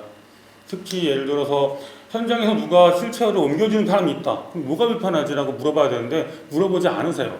그냥 담당자 몇 분이 얘기하고 끝내버리는 경우가 많아서 다시 말씀드리면 도시 기반 시설을 이용할 때는 그 현장성에 있는 이용자와 혹은 그 관리자와 얘기를 같이 들어주는 것이 중요할 것 같습니다. 마지막으로 규제 샌드박스 부분을 좀 별도로 말씀드리고 싶은 건데요. 이미 하고 계시지만 규제 샌드박스를 샌드박스에 5가지가 있고요. 이 중에 제일 이용할 수 있는 게 신속 처리, 신속 확인입니다. 신속 처리, 신속 확인은 뭐냐면 제가 이게 규제가 있는지 없는지 잘 모를 때 그냥 이 5가지 어디다가 그냥 던집니다. 확인해 주세요. 처리해 주세요. 그러면 한 달 이내에 이 기술과 서비스가 규제에 걸려 있는지를 부처 무조건 확인해야 됩니다. 한 달에 그러면 이 받은 부처에서는 전 부처에 이걸 뿌립니다. 이거 확인해 주세요. 한 달 안에 답이 없으면 얘는 규제가 없는 겁니다. 마음대로 됩니다. 다만 애매모호한 것들이 규제가 발생하기 시작하면 이런 이제 실증이나 규제특례라든가 임시허가로 넘어가게 되거든요. 그 대표적인 사례로 요 에이블테크의 이제 요 실체화 서비스가 있고요. 지금 조용한 택시도 제가 샌드박스 통과해서 하는 걸 알고 있습니다. 근데 이 과정상에서 재밌는 것들은 이분들이 비즈니스 모델을 발견하세요. 막혀있는 부분들이 파악했더니 요걸 띄면 새로운 비즈니스가 나오겠네 라는 새로운 가능성을 보시더라고요. 그래서 일단 모르시면 던지세요. 던지는 돈 안 들고요. 부처에서 알아서 합니다. 한 달 안에 공무원들 굉장히 힘들어하세요. 왜냐면 답 안 주면 규제 없이 이게 나가버려서 바로 풀려버리거든요. 근데 뭐 우리가 그걸 고민할 필요 없잖아요. 그분들이 하시는 문제니까. 그래서 특히 에이블테크는 전파가 들어가면 전파 인증을 받아야 되고 또 의료기기법에 또 많이 걸려 있고요. 굉장히 좀 복잡하세요. 그래서 이게 막상 출시를 했는데 의료기기법에 걸려버린 경쟁이 많으시거나 그런 경우가 많습니다. 특히 전파 부분에 잘 모르시는 분이 많으세요. 이게 의료기기니까 블루투스 통신하면 별거 없겠지 했는데 전파 인증 안 받아버리면 안 됩니다. 그래서 또 전파 인증 유예라는 제도가 있습니다. 그런 것들을 이런 규제 샌드박스를 통해서 확인 받아쓰시면 비즈니스 모델을 만드는 데 좀 적합할 수 있을 것 같습니다. 여기까지가 제가 말씀드린 부분이고요. 나머지 리빙랩 부분은 가능성은 있지만 아직은 굉장히 작습니다. 문제는 거기에 적극적으로 결합하시는 시기가 중요한데요. 행안부, 과기정통부, 국토부, 서울시 모든 관련된 사업에 리빙랩이 필수 요건으로 들어갑니다. 근데 리빙랩이 뭐라고 설명되어 있는 책은 없습니다. 현재까지는. 물론 가이드라인이 나와 있긴 하지만 그래서 저희 재단에서 리빙랩 스마트 도시 리빙랩 워크북을 만들었고요. 저희 재단 홈페이지에 다운받을 수 있습니다. 참고하시고 언제든지 문의드리면 알려드리겠습니다. 감사합니다. 다음은 이 문제를 제가 방금 좀 지평을 넓혀주시는데 실제 토양은 척박한 것 같다라는 말씀을 드렸어요. 그만큼 여러 가지 제도적인 한계라든가 지원 시스템이 부족한 부분들이 있을 텐데 이 부분에 대한 발제를 들어보도록 하겠습니다. 권선진 연구실장님께서 에이블테크 소셜벤처 협력 생태계 지원 시스템 구축 방안에 대해서 발표해 주시겠습니다. 안녕하십니까. 소개받은 경기도 재활공학수업연구센터 권성진이라고 합니다. 네. 저희 이제 토론을 하기 전에 저희 기관에 대한 소개를 잠깐 말씀드리면 저희는 경기도로부터 지원을 받고 있는 기관이고요. 주로 하는 역할이 뭐냐면 장애인 당사자분이 가지고 있는 문제점들을 전문가적 입장에서 이제 상담과 기능평가를 통해서 그분이 가지고 있는 욕구를 보조기구를 통해서 해결할 수 있는 그런 서비스를 하는 기관이고요. 그 서비스를 하는 과정에서 일단 이렇게 상용화되지 않는 제품에 대한 개발이라든지 아니면 개조라든지 이런 부분들까지 이렇게 그러니까 통합적으로 지원하는 그런 기관이라고 보시면 되겠습니다. 그래서 오늘 주제 발표와 그리고 이제 앞서 이제 두 분의 토론자분에 대한 토론 내용들을 굉장히 잘 들었는데요. 일단 이제 저도 이제 서두로 용어에 대한 정의를 좀 이렇게 말씀드리고 싶습니다. 그러니까 에이블테크라는 게 저는 개인적인 소견으로는 어떻게 보면 학문적으로 정립된 어떤 용어가 아니라 사회 현상에서 나타나는 어떻게 보면 자연스럽게 이제 발생된 그런 용어라고 생각이 되는데요. 그러다 보니까 이렇게 이 용어를 지칭하는 어떤 의미들이 학자마다 좀 다른 의미로 다 해석을 하고 정의를 내리고 있지만 전반적으로 이렇게 이제 이 단어가 가지고 있는 의미들은 착한 기술이라든지 아니면 사회참여 기술 이런 부분들로 어느 정도 이제 성격을 정의 내릴 수 있다고 생각이 되는데요. 사실 저는 그럼에도 불구하고 에이블테크는 사실은 이제 주 대상이 되는 사람은 장애인이다, 그러니까 소수에서 다수로 진행되는 기술이다라고 저는 좀 정의를 내리고 싶습니다. 그래서 소수에서 시작한 기술이지만 이 기술이 다수에게도 유익한 기술이다 이렇게 정의를 내리고 싶고요. 그런 의미에서는 이제 유니버셜 디자인하고는 조금 이제 임진희 교수님께서 말씀하셨던 그 이제 개념하고는 조금 다른 내용이다라고 말씀드리고 있습니다. 그래서 그런 측면에서 저는 이제 아까 이상돈 수석님께서는 이제 에이블테크의 어떤 그 활용 분야를 환경적인 어떤 측면에서 이렇게 좀 이렇게 토론을 이어가셨다면 저는 이 에이블테크의 관점을 이제 보조기기 사용하는 어떤 도구의 관점으로 조금 이제 표현을 생태계라고 했지만 어쨌든 환경 이런 부분들에 대해서 조금 이제 말씀드리고자 합니다. 그래서 제 토론의 주된 내용들은 이제 에이블테크의 주 대상이 되는 장애인 그리고 이제 보조기기 이 관점에서 정책에 대한 환경도 보고 산업적인 환경도 조금 이제 소개해드리고 그래서 그러면 이 상황을 어떻게 해결할 수 있을 것인가 이런 대안적인 부분들 중심으로 말씀드리도록 하겠습니다. 네, 먼저 정책적인 환경을 말씀드리겠습니다. 아까 말씀드린 것처럼 이제 에이블테크를 보조기구의 관점에서 제가 말씀드린다고 했었으니까 보조기구의 관점에서 보면 이제 법규에 대한 부분들을 보시면은 이제 최근에 굉장히 이제 보조기구에 대한 어떤 뭐 이제 욕구나 그다음에 뭐 활용 이런 이제 필요성들은 아주 오래전부터 됐지만 사실 이제 이 보조기구와 관련된 이 법이 사실은 그동안 제정이 되지 않았습니다. 지금 2020년도이긴 하지만 이제 그리고 5년 전에 이 법이 제정이 됐고 이제 16년에 이제 시행이 됐다고 보시면 되는데요. 이 법이 있기 전에는 이 밑에 보시는 관련법들 8개 관련법에 의해서 보조기구 정책들이 다 만들어졌습니다. 예. 그런데 문제는 이제 이 본법이 만들어졌으면 이 그간에 이제 뭐 관련 법들이 통합되고 또 뭐 제도가 통합이 돼서 어떤 새로운 형태의 또는 더 발전된 형태의 제도가 만들어졌냐 전혀 그러지 않습니다. 지금 현재 법이 만들어져 있긴 했지만 이제 장애인 어떤 장애 분야에서는 약간 실효성이 거의 없는 또 이 법에 의해서 장애인분들이 또는 이 관련 업종에 계시는 산업계에 계시는 분들이 전혀 혜택을 받을 수 없는 그런 법이다라는 그런 평가를 받고 있어서 이 법에 대한 전면적인 어떤 개정이 요구되고 있는 상황입니다. 이런 이제 정책들, 그러니까 관련 법규에 대한 환경에 근거해서 아까 말씀드린 것처럼 보조기구 이제 지원과 관련된 제도가 운영이 되고 있는데 아까 말씀드린 것처럼 이제 오래전부터 관련 법규 8개의 법규에 의해서 이제 지원 제도가 운영이 됐다고 말씀드렸잖아요. 그러다 보니까 보시는 것처럼 굉장히 많은 부처 그리고 많은 제도 그리고 많은 또 다른 대상 그리고 다른 지급 기준 그리고 품목 다른 품목 그러니까 전문가 저도 이제 뭐 한 10년 15년 이상 이제 이 보조기구 쪽에 이제 몸담고 있지만 제도에 대한 이 부분들을 깨틀고 있는 사람이 별로 없습니다. 전문가에 초선. 하물며 이제 장애인 당사자는 더 모르는 거죠. 예.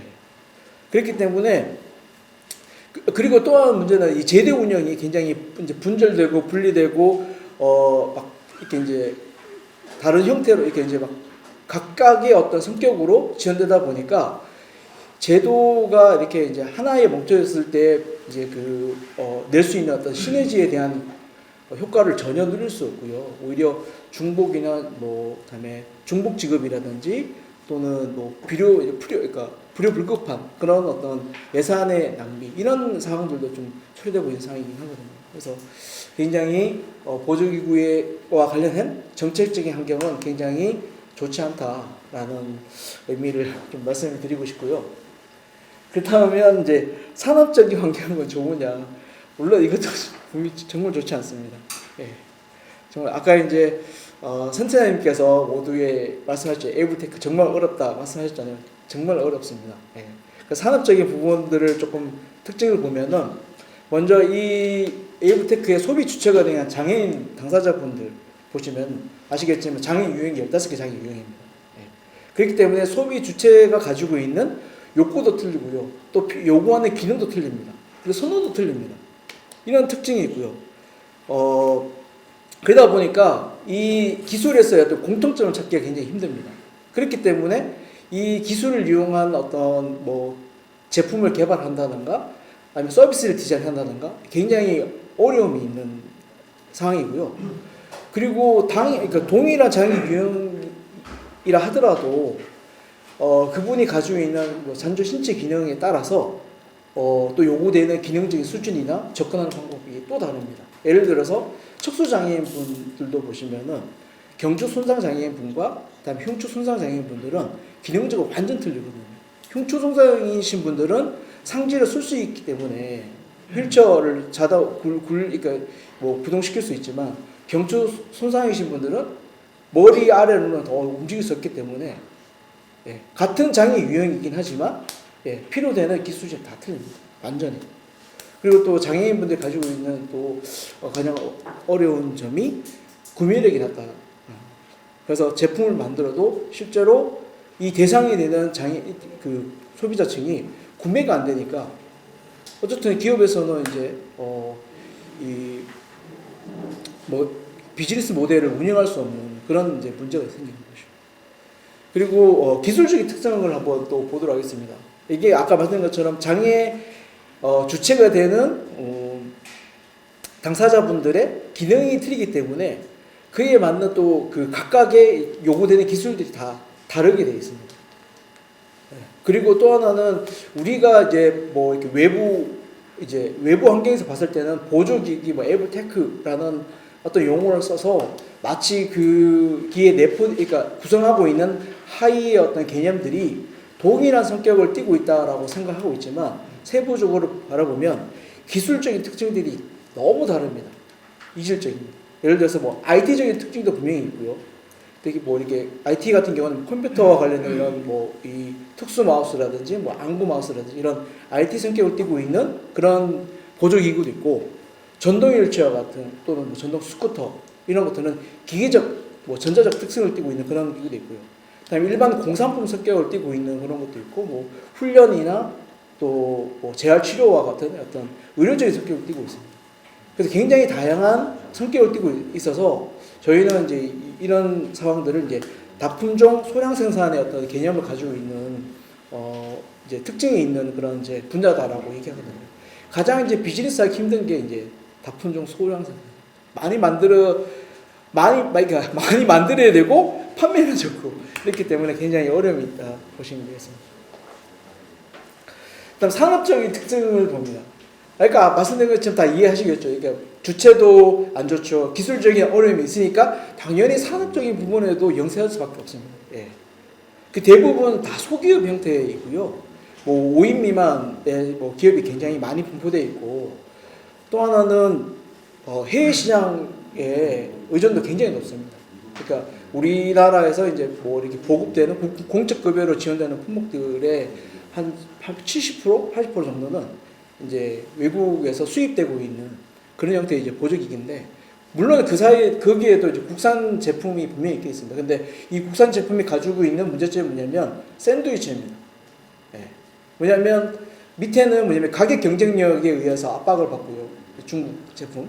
위에는 뭐냐면 이제 선진국에서 나오는 이제 퀄리티가 높은 그런 이제 기기하고는 이제 제품의 퀄리티나 기능에서 압박을 받고 있어서 우리나라 국산 제품이 경쟁력을 가질 수 있는 그런 환경이 전혀 되지 못하는 게 사실이고요.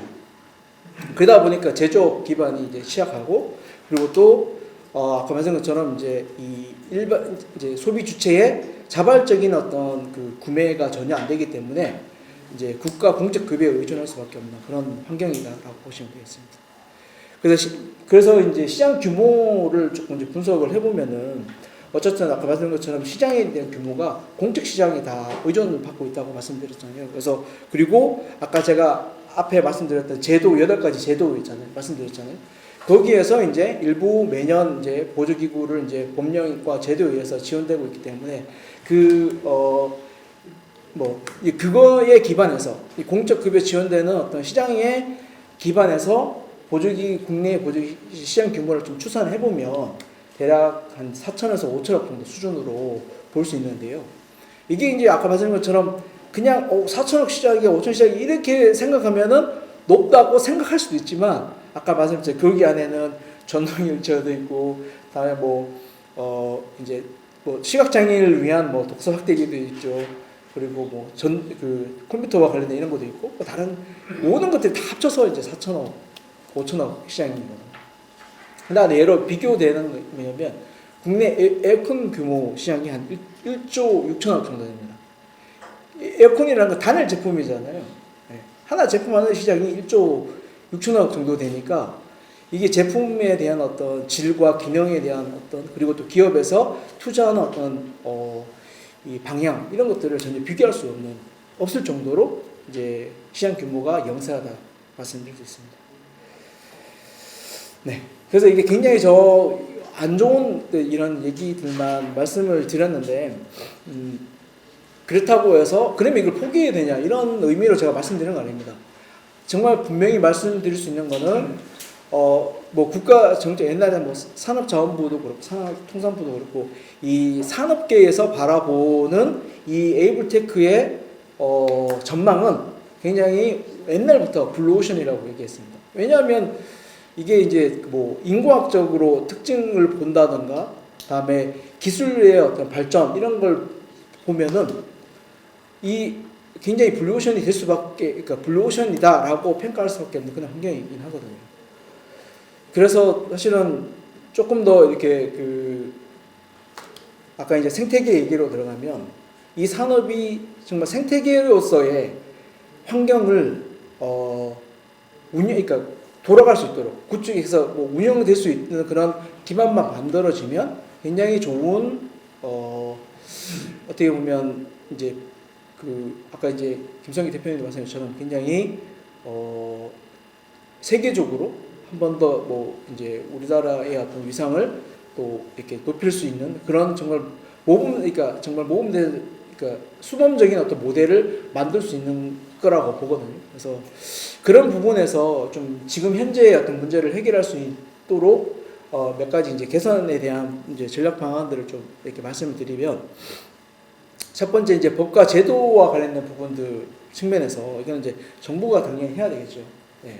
그래서 아까 말한 것처럼 이제 보조기구법의 어떤 실효성 있는 개정이 반드시 필요해야 됩니다. 여기에는 어쨌든 법을 통해서 이제 제도가 운영이 되기 때문에 제도가 확장될 수 있는 형태의 법 개정이 분명히 필요합니다. 그래서 이거는 그래서 개정을 통해서 소비자도 더 많은 제품, 또 더 좋은 퀄리티의 제품을 받을 수 있도록 해줘야 되고, 기업에서도 이제 연구 개발을 통해서 좋은 제품을 만들고 생산할 수 있는 그런 환경을 만들어줘야 된다고 생각되고요. 그리고 규제에 대한 개선도 반드시 필요합니다. 아까 이상돈 또 수장님께서 말씀했던 것 같습니다. 규제 샌드박스 분명히 필요한 부분이긴 합니다. 저도 이제 대표 사례를 이렇게 뽑아왔거든요. 이게 뭐냐면 이 하이브리드형 휠체어라고 우리가 이제 얘기할 수 있는데, 이 수중동으로 변환시킬 수 있는 거예요. 이게 뭐냐면 분명히 이제 뭐냐면 수동 휠체어가 있고 전동 휠체어가 있고 각각의 용도가 틀리고 환경이 다릅니다. 이 제품도 뭐냐면 물론 이제 이 제품이 전동 휠체어를 완전히 대신하거나 수동 휠체어를 완전히 대신할 수는 없지만, 이 전동 휠체어가 수동 휠체어가 채우지 못하는 환경을 충분히 메꿀 수 있고 필요한 기기이긴 하거든요. 그런데 이 제품이 국가의 어떤 제도에 들어가 있지 않는 게 문제입니다. 제가 이제 성공한 이제 벤처기업 딜레마라고 말씀드렸는데, 제가 이게 토드웍스 관계자분들을 사실 이제 잘 만나지 못했지만, 제가 만약에 그쪽이 대표라면 저는 분명히 그 대표님께서는 아주 힘든 고민을 하고 계실 거라고 봤습니다. 왜냐하면 소드웍스가 만들어져서 어쨌든 이제 사회적인 어떤 이제 기존의 어떤 전동 휠체어나 수동 휠체어 대신할 수 있는 어떤 혁신적인 어떤 기능을 한다라는 걸 통해 가지고 사회적인 관심을 유도를 이끄는 데는 성공을 했다고 보거든요. 또 그거에 기반해 가지고 여러 가지 이제 민간 자원들로부터 펀드를 받아서 보급 사업을 하고 있습니다, 실제로도. 그래서 어느 정도 사실은 스타트를 했고 어느 정도 이제 뭐 중간 레이스 정도는 왔다고 보는데, 사실은 이제 이런 민간 이제 어떤 후원에서 계속 이제 이 제품을 이끌어 나가는 것도, 기업을 이끌어 나가는 것은 분명히 한계가 있거든요. 결국 공적 시장, 안정적인 유효 수요를 만들 수 있는 그런 제도 안에 편입이 돼야지 기업도 안정적인 수요처가 확보가 되고, 거기에서 나온 이제 이윤을 다시 재투자를 해서 제품을 뭐 개선한다든가 새로운 제품 만든다든가 이렇게 할 수 있는 거거든요. 근데 지금 여기에서 나온 이 제품들이 아직까지 이제 어떤 안정적인 어떤 이제 제도 안에는 편입되지 못했기 때문에, 뭐 지금 당장은 아니겠지만 앞으로 뭐 몇 년 안에는 굉장히 큰 고심에 빠지지 않으실까 이렇게 생각이 듭니다. 그리고 이제 뭐 기술에 대한 어떤 변화들이 굉장히 많이 이제 돼서, 사실 요즘은 이제 융합과 관련된 이런 이제 기기들이 굉장히 많이 이제 뭐 이렇게 올인원 이런 제품이라든지 이런 것들이 많이 기술이 접목이 되잖아요. 그게 분명히 우리한테 도움이 되는 건데, 아까 이제 이상돈 수석님께서 말씀하신 것처럼 이게 다 의료기기에 있기 때문에 이거는 사실 규제 샌드박스로도 해결이 안 됩니다. 이게 뭐냐면 정부에서도 사실은 이제 규제에 대한 개선에 대한 노력을 이 자체가 굉장히 비주류이고, 또 어떻게 보면 이제 민원의 발생의 어떤 빈도가 굉장히 낮기 때문에 우선순위에서 굉장히 밀리고 있다고 보고 있거든요. 그렇기 때문에 굉장히 어려움이 있고 개선에 대한 여지는 사실 맞습니다. 그렇지만 이걸 해야지만 사실은 이제 가능하다고 봐야 되고요. 그러면 그러면 언제까지 이 정부의 어떤 제도가 바뀔 때까지 기다려야 되냐? 그렇게가 마냥 기다릴 수 있기 때문에 사실 이제 이제 소셜 에이블테크 분야의 소셜 벤처에 이제 진입하는 이제 기업들도 나름의 이제 전략을 좀 세울 필요가 있다고 생각이 되거든요. 그래서 첫 번째가 무조건 국가 공적 급여 제도와 관련된 R&D를 해야 됩니다. 무조건. 이거는 뭐냐면 이거는 전 세계 모든 시장과 동일합니다. 그러니까 보조기구 산업이 발달한다느냐 안 하냐는 결국 그 나라의 복지 수준이 얼만큼에 따라서 좌지우지가 되거든요. 그렇기 때문에 국내에서도 이제 막 이제 출발을 하시는 분들은 무조건 공적급여 제도에 있는 품목을 선정해서 R&D를 해야 될 필요가 있고요. 그리고 이제 서비스 측면에서도 뭐냐면 국가 제도와 상호 보완적인 어떤 그 연계할 수 있는 그런 이제 서비스를 접근해야 될 필요가 있습니다. 예를 들어서 장애인분들 같은 경우는 굉장히 정보에 취약성이 있기 때문에 그런 정보들을 이어줄 수 있는 그런 플랫폼 성격의 어떤 그 서비스를 굉장히 많이 만들 필요가 있고 그걸 통해서 공공사업과 연계성을 가줌으로써 사업을 계속 이어갈 수 있는 그런 발판을 이제 만들 필요가 있고요. 그런 면에서 이제 뭐 제가 좀 생각했던 거는 이제 보조기기 수리센터 뭐 이런 거 고장 나면 고쳐야 되니까 이거를 어디서 고쳐야 될지 모르거든요. 이런 것처럼 이제 이런 수리를 잘할 수 있는 엔지니어들을 확보할 수 있는 그런 플랫폼을 만들어서 연계할 수 있는 그런 이제 서비스라든지 아니면 이제 무장애 약자 지도라든지 휠체어 탑승 버스를 알려주는 그런 앱이라든지 이런 이제 공공 서비스하고 연계된 서비스를 해야지 성공적인 약간 가능성이 있다고 보고 그리고 또 하나는 법에 의해서 해야 되는 그런 이제 서비스를 좀 해볼 필요가 있다. 그러니까 우리가 장애인 차별금지법 14조 보면 정당한 편의를 제공하게 되어 있습니다. 이걸 제공 안 하면 고발당합니다. 그렇기 때문에 여기에서 요구하는 이제 서비스들을 적극적으로 활용해서 그게 맞는 서비스 플랫폼을 만들어서 이제 접근할 필요가 있다 생각되고요. 그리고 세 번째는 도전적인 그리고 실험적인 R&D 해볼 필요 있으면 왜냐하면 에이블테크의 기술 분야 굉장히 느립니다. 그러니까 외국에도 굉장히 많이 발달되어 있긴 하지만 그 제품이 개선의 흐름을 보면은 그렇게 빠르게 움직이지 않습니다. 우리가 흔히 보는 IT 기술 굉장히 빠르게 하잖아요. 여기 분야는 굉장히 느리지 않습니다. 그래서 지금 출발을 했다고 해서 절대 늦은 거 아닙니다. 그냥 분명히 우리가 가지고 있는 IT 기술들을 충분히 접목을 하면 세계 시장에서도 인정받을 수 있는 보조기구를 분명히 개발할 수 있고 그를 통해서 글로벌 마케팅 시장 공략이 분명히 가능하다고 보고요. 그리고 결국은 뭐냐면 이제 여기에 비즈니스에 뛰어드시는 분들은 뭐냐면 국내 시장으로 절대로 보시면 안 됩니다. 무조건 글로벌 시장을 타깃으로 해서 접근해야 될 필요가 있습니다. 보시는 것처럼 아까 우리나라 시장 규모가 아까 5천, 6천, 4, 5천 말씀드렸잖아요. 일본의 복지 연구가 3천원이니까 3조가 넘는 시장 규모이거든요. 그래서 더 넓은 시장을 바라보고 접근할 필요가 있을 것 같습니다.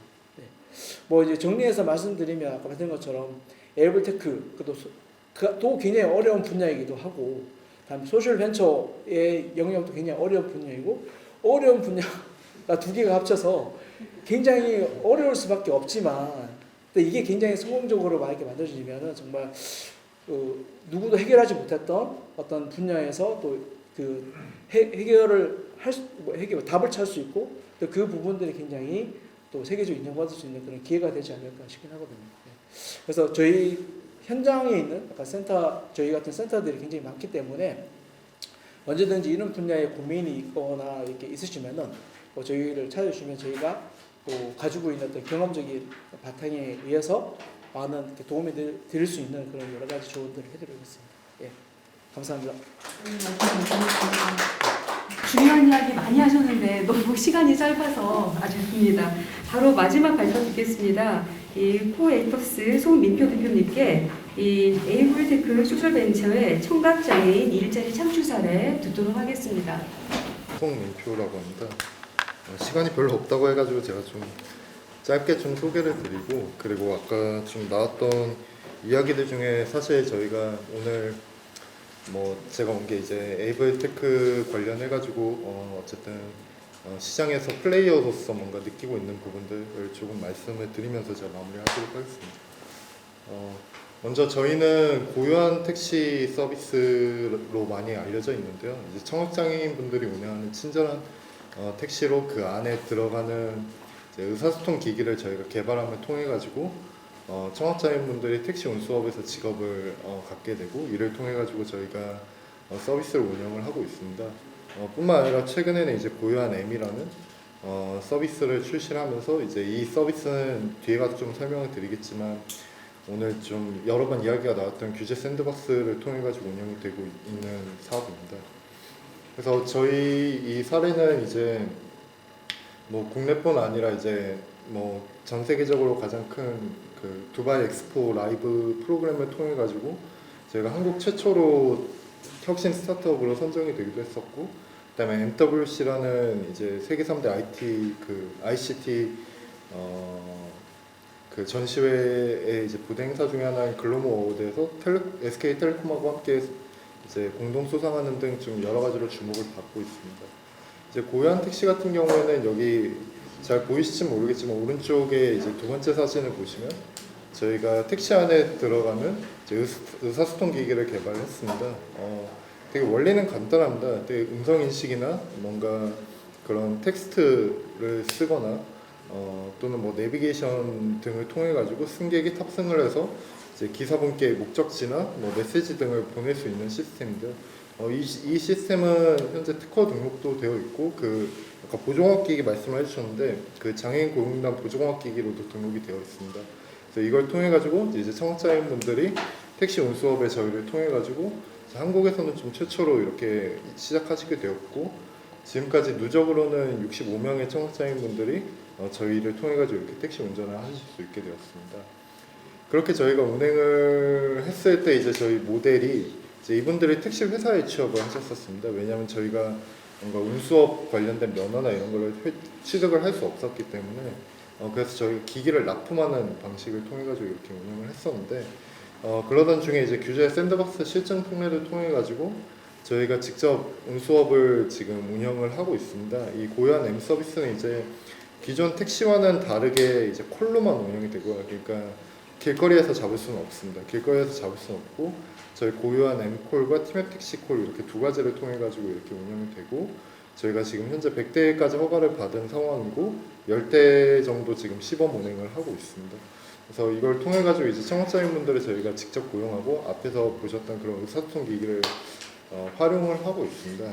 그리고 오늘 이제 에이블 테크 관련된 이야기를 하고 있으니까 저희가 좀 저희 차량에는 이제 특별한 좀 기기들이 좀 장착이 되어 있는데요.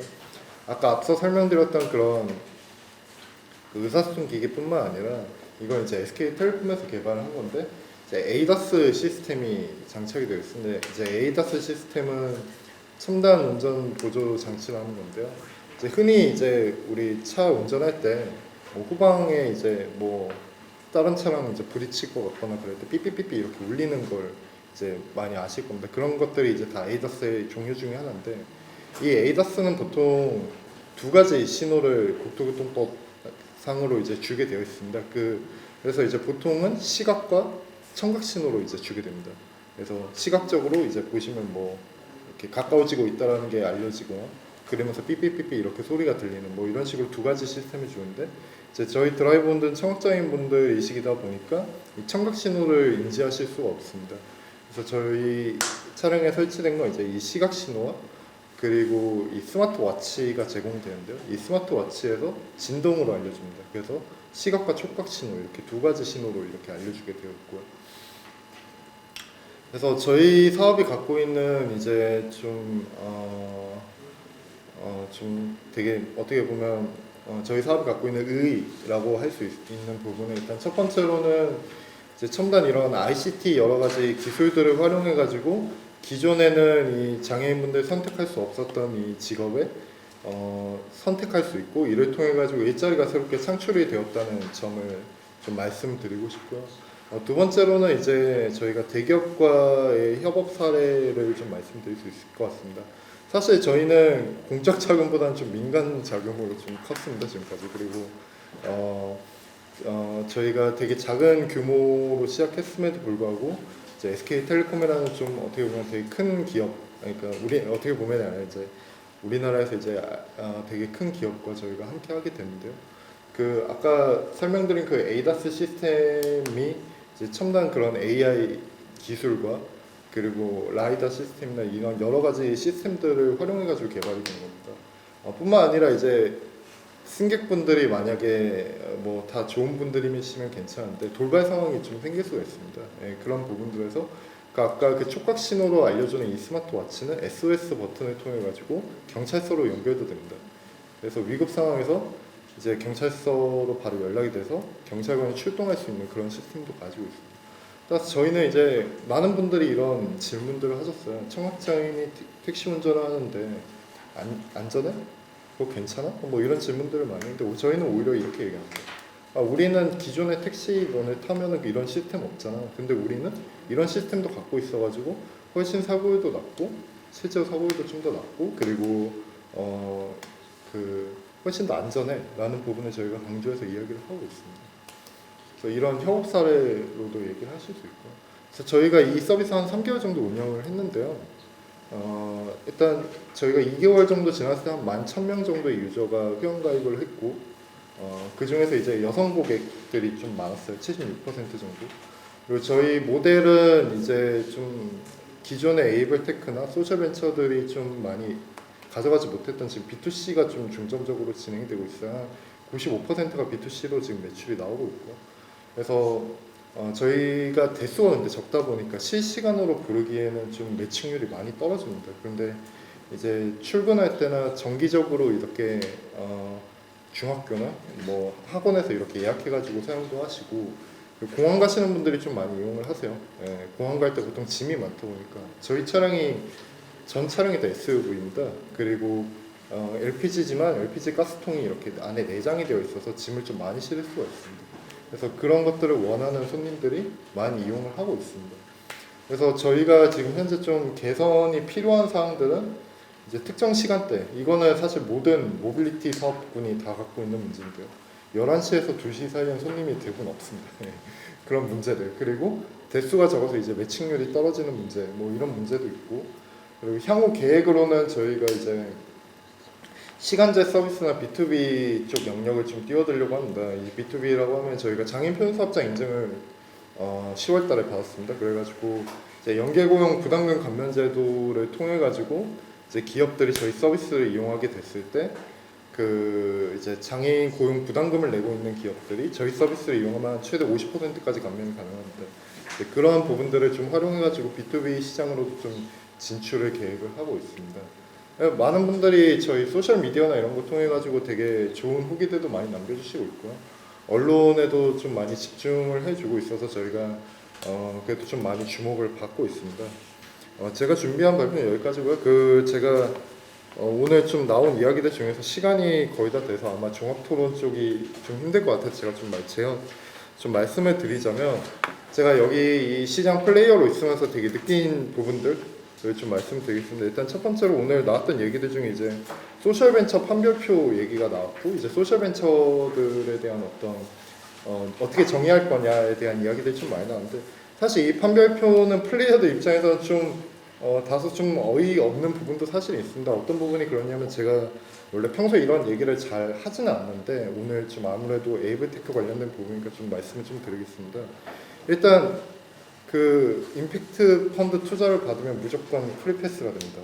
그러니까 5천만 원 이상인가 1억 원 이상을 받으면 무조건 프리패스가 됩니다. 근데 이게 혁신성이 있고 사회성이 있고 뭐 제가 알기로 3가지 부분으로 나눈 걸로 알고 있는데 투자 한번 받으면 이 3가지가 모두 다 그거든요. 그러면 이거를 판별하는 거를 자선 운용사에 이렇게 맡기는 꼴밖에 되지 않는다라고 저는 생각을 하고요. 그 부분은 좀 개선이 돼야 되지 않나라는 부분. 그리고 두 번째로는 저희가 SK텔레콤과 같이 이렇게 서울시에 한번 찾아간 적이 있습니다. 서울시에서 이제 바우처 택시라는 걸 운영을 하고 있는데요.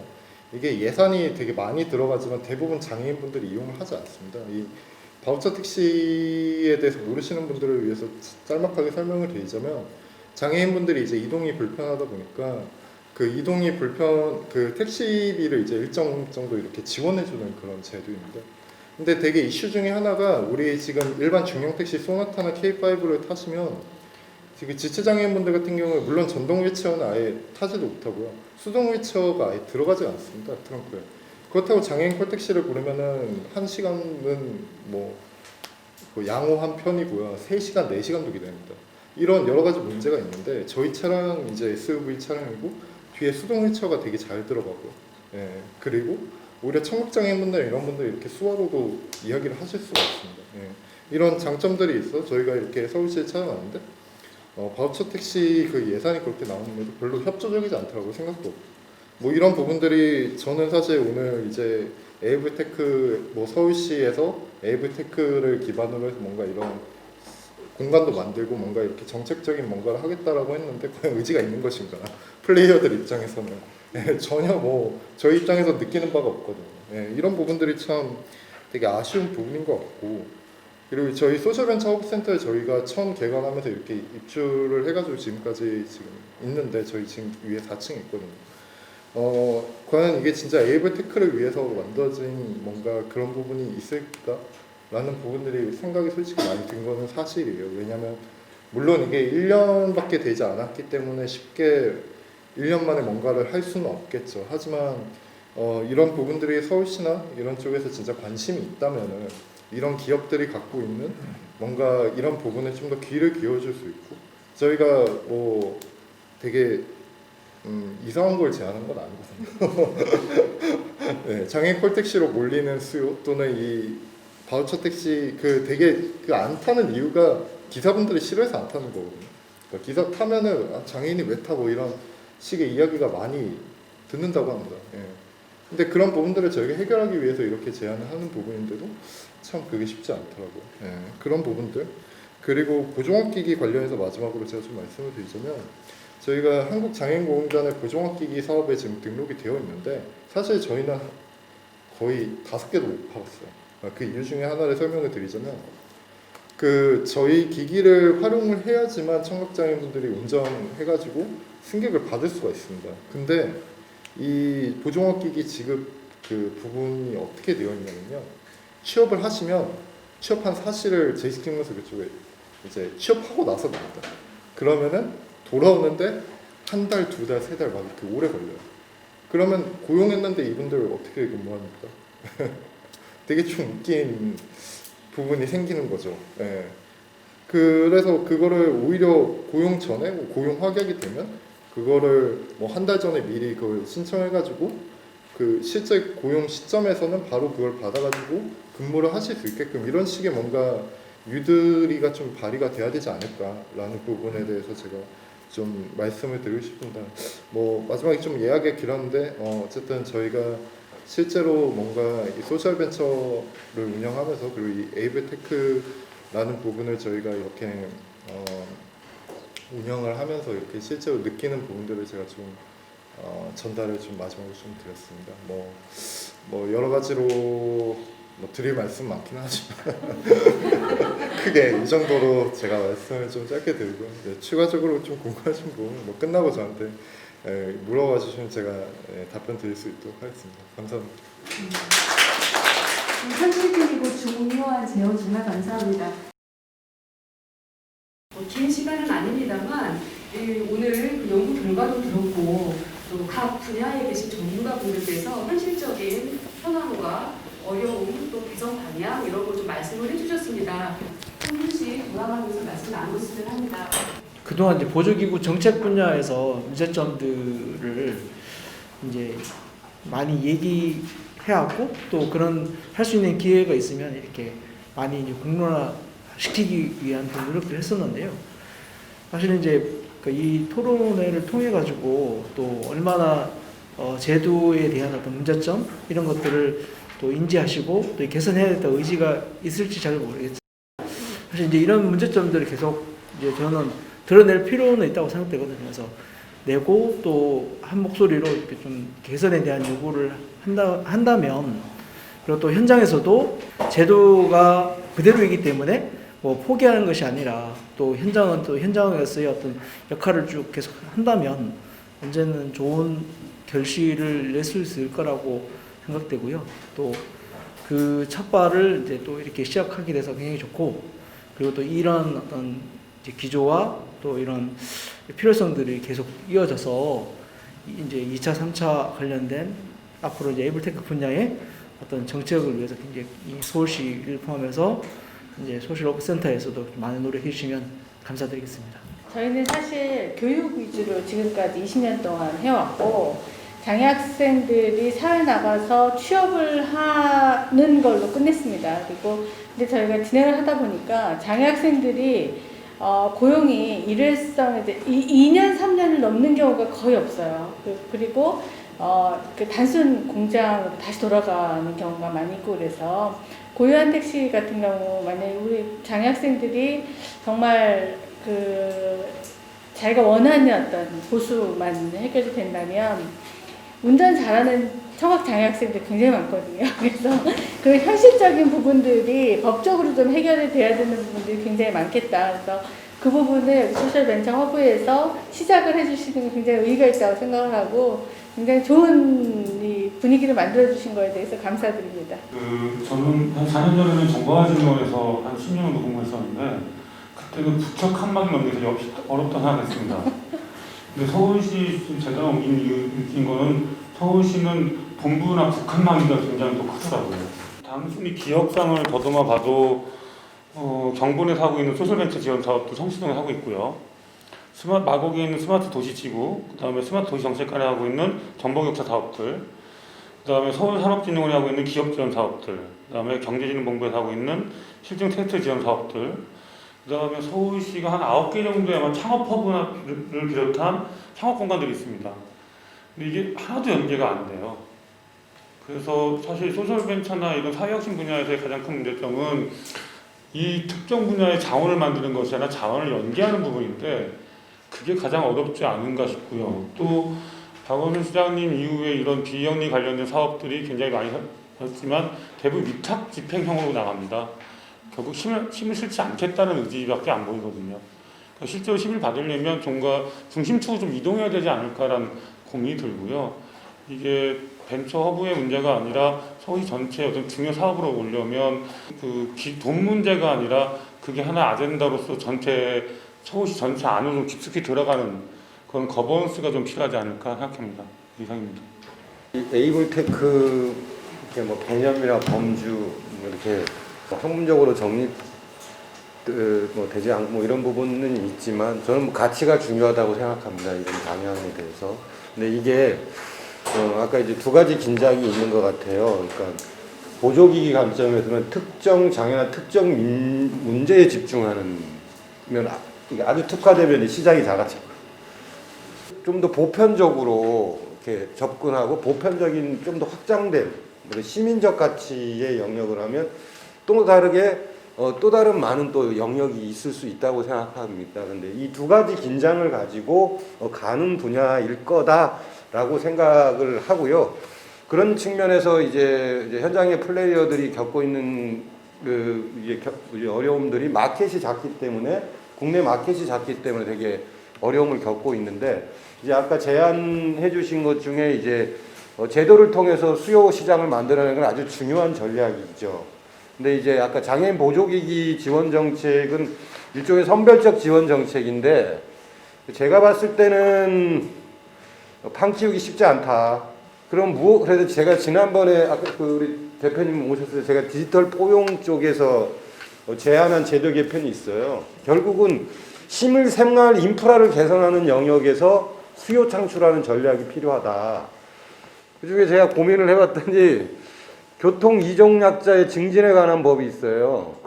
그러면 여기에 이 대상이 뭐 장애인 노인 당사자뿐만 아니라 휠체어 아동 육아까지 들어가고 그들과 동행하는 보호자까지 들어갑니다. 대상 영역이. 이렇게 되면 거의 시민 영역이에요. 근데 거기에 하는 여객 시설이나 이런 데에 편의 시설들을 만들어야 돼요. 그래서 제가 생각한 아이디어는 거기다 디지털 하나만 넣자. 이거는 충분히 국회 차원에서 제도 개편해서 그 디지털 설비만 들어가면 그럼 무궁한 시장이 만들어지는 거거든요. 예를 들면 지금 제로 에너지 주택 정책이 이제 시행되면 어떻게 되냐면 공공기관 1000제곱미터 이상은 다 제로 에너지 주택 지어야 돼요. 그리고 앞으로 민간에서 짓는 경우도 일정 규모 이상에 들어가는 주택은 제로 주택을 지어야 되거든요.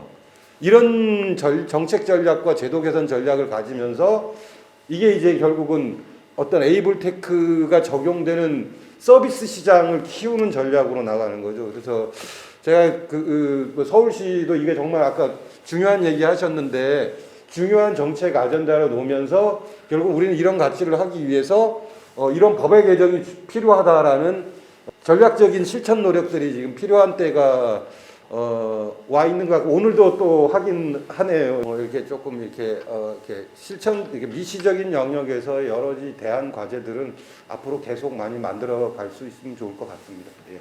사실 뭐 어려운 현실 속에서 정책 변화도 굉장히 많고 새롭게 진단해야 될 현황도 굉장히 많은 것 같습니다. 이 자리가 그 출발이 될 것 같은데 사실 저는 개인적으로 김성기 이사장님이 여러 가지 에이블테크의 비즈니스 모델이나 사업 영역을 개발하는 데 있어서 이 사업 모델 자체를 재구성해야 된다라는 말을 굉장히 인상적으로 들었습니다. 사회적 가치에 기반하고 있는 소셜벤처의 에이블테크는 어떻게 다를까? 그리고 여기에 대한 지원 정책은 어디에 초점을 맞춰야 될까? 오늘 논의된 여러 가지 전략들 중에서도 우선순위가 있을 거고 지향하는 가치가 있을 겁니다. 그 현재는 여러 가지 정책적 현안도 나열되어 있고 전략도 나열되어 있지만 우리가 그 정책 방향을 어디로 설정하는 것일까? 어떻게 설정해야 이 사회적 가치에 기반한 소셜벤처로서의 역할을 다해낼 수 있을까? 여기에 대한 상이 분명해질 것 같아요. 이제 그 논의가 출발하는 자리가 오늘 이 자리일 것 같고 각 전문 분야에서 이 소셜벤처가 사회적 가치를 창출하는 데 기여할 수 있도록 그리고 에이블테크가 지역사회의 포용성을 확장할 수 있도록 많은 노력 부탁드립니다. 오늘 굉장히 많이 수고하셨고 저 역시 잘 들었습니다. 감사합니다.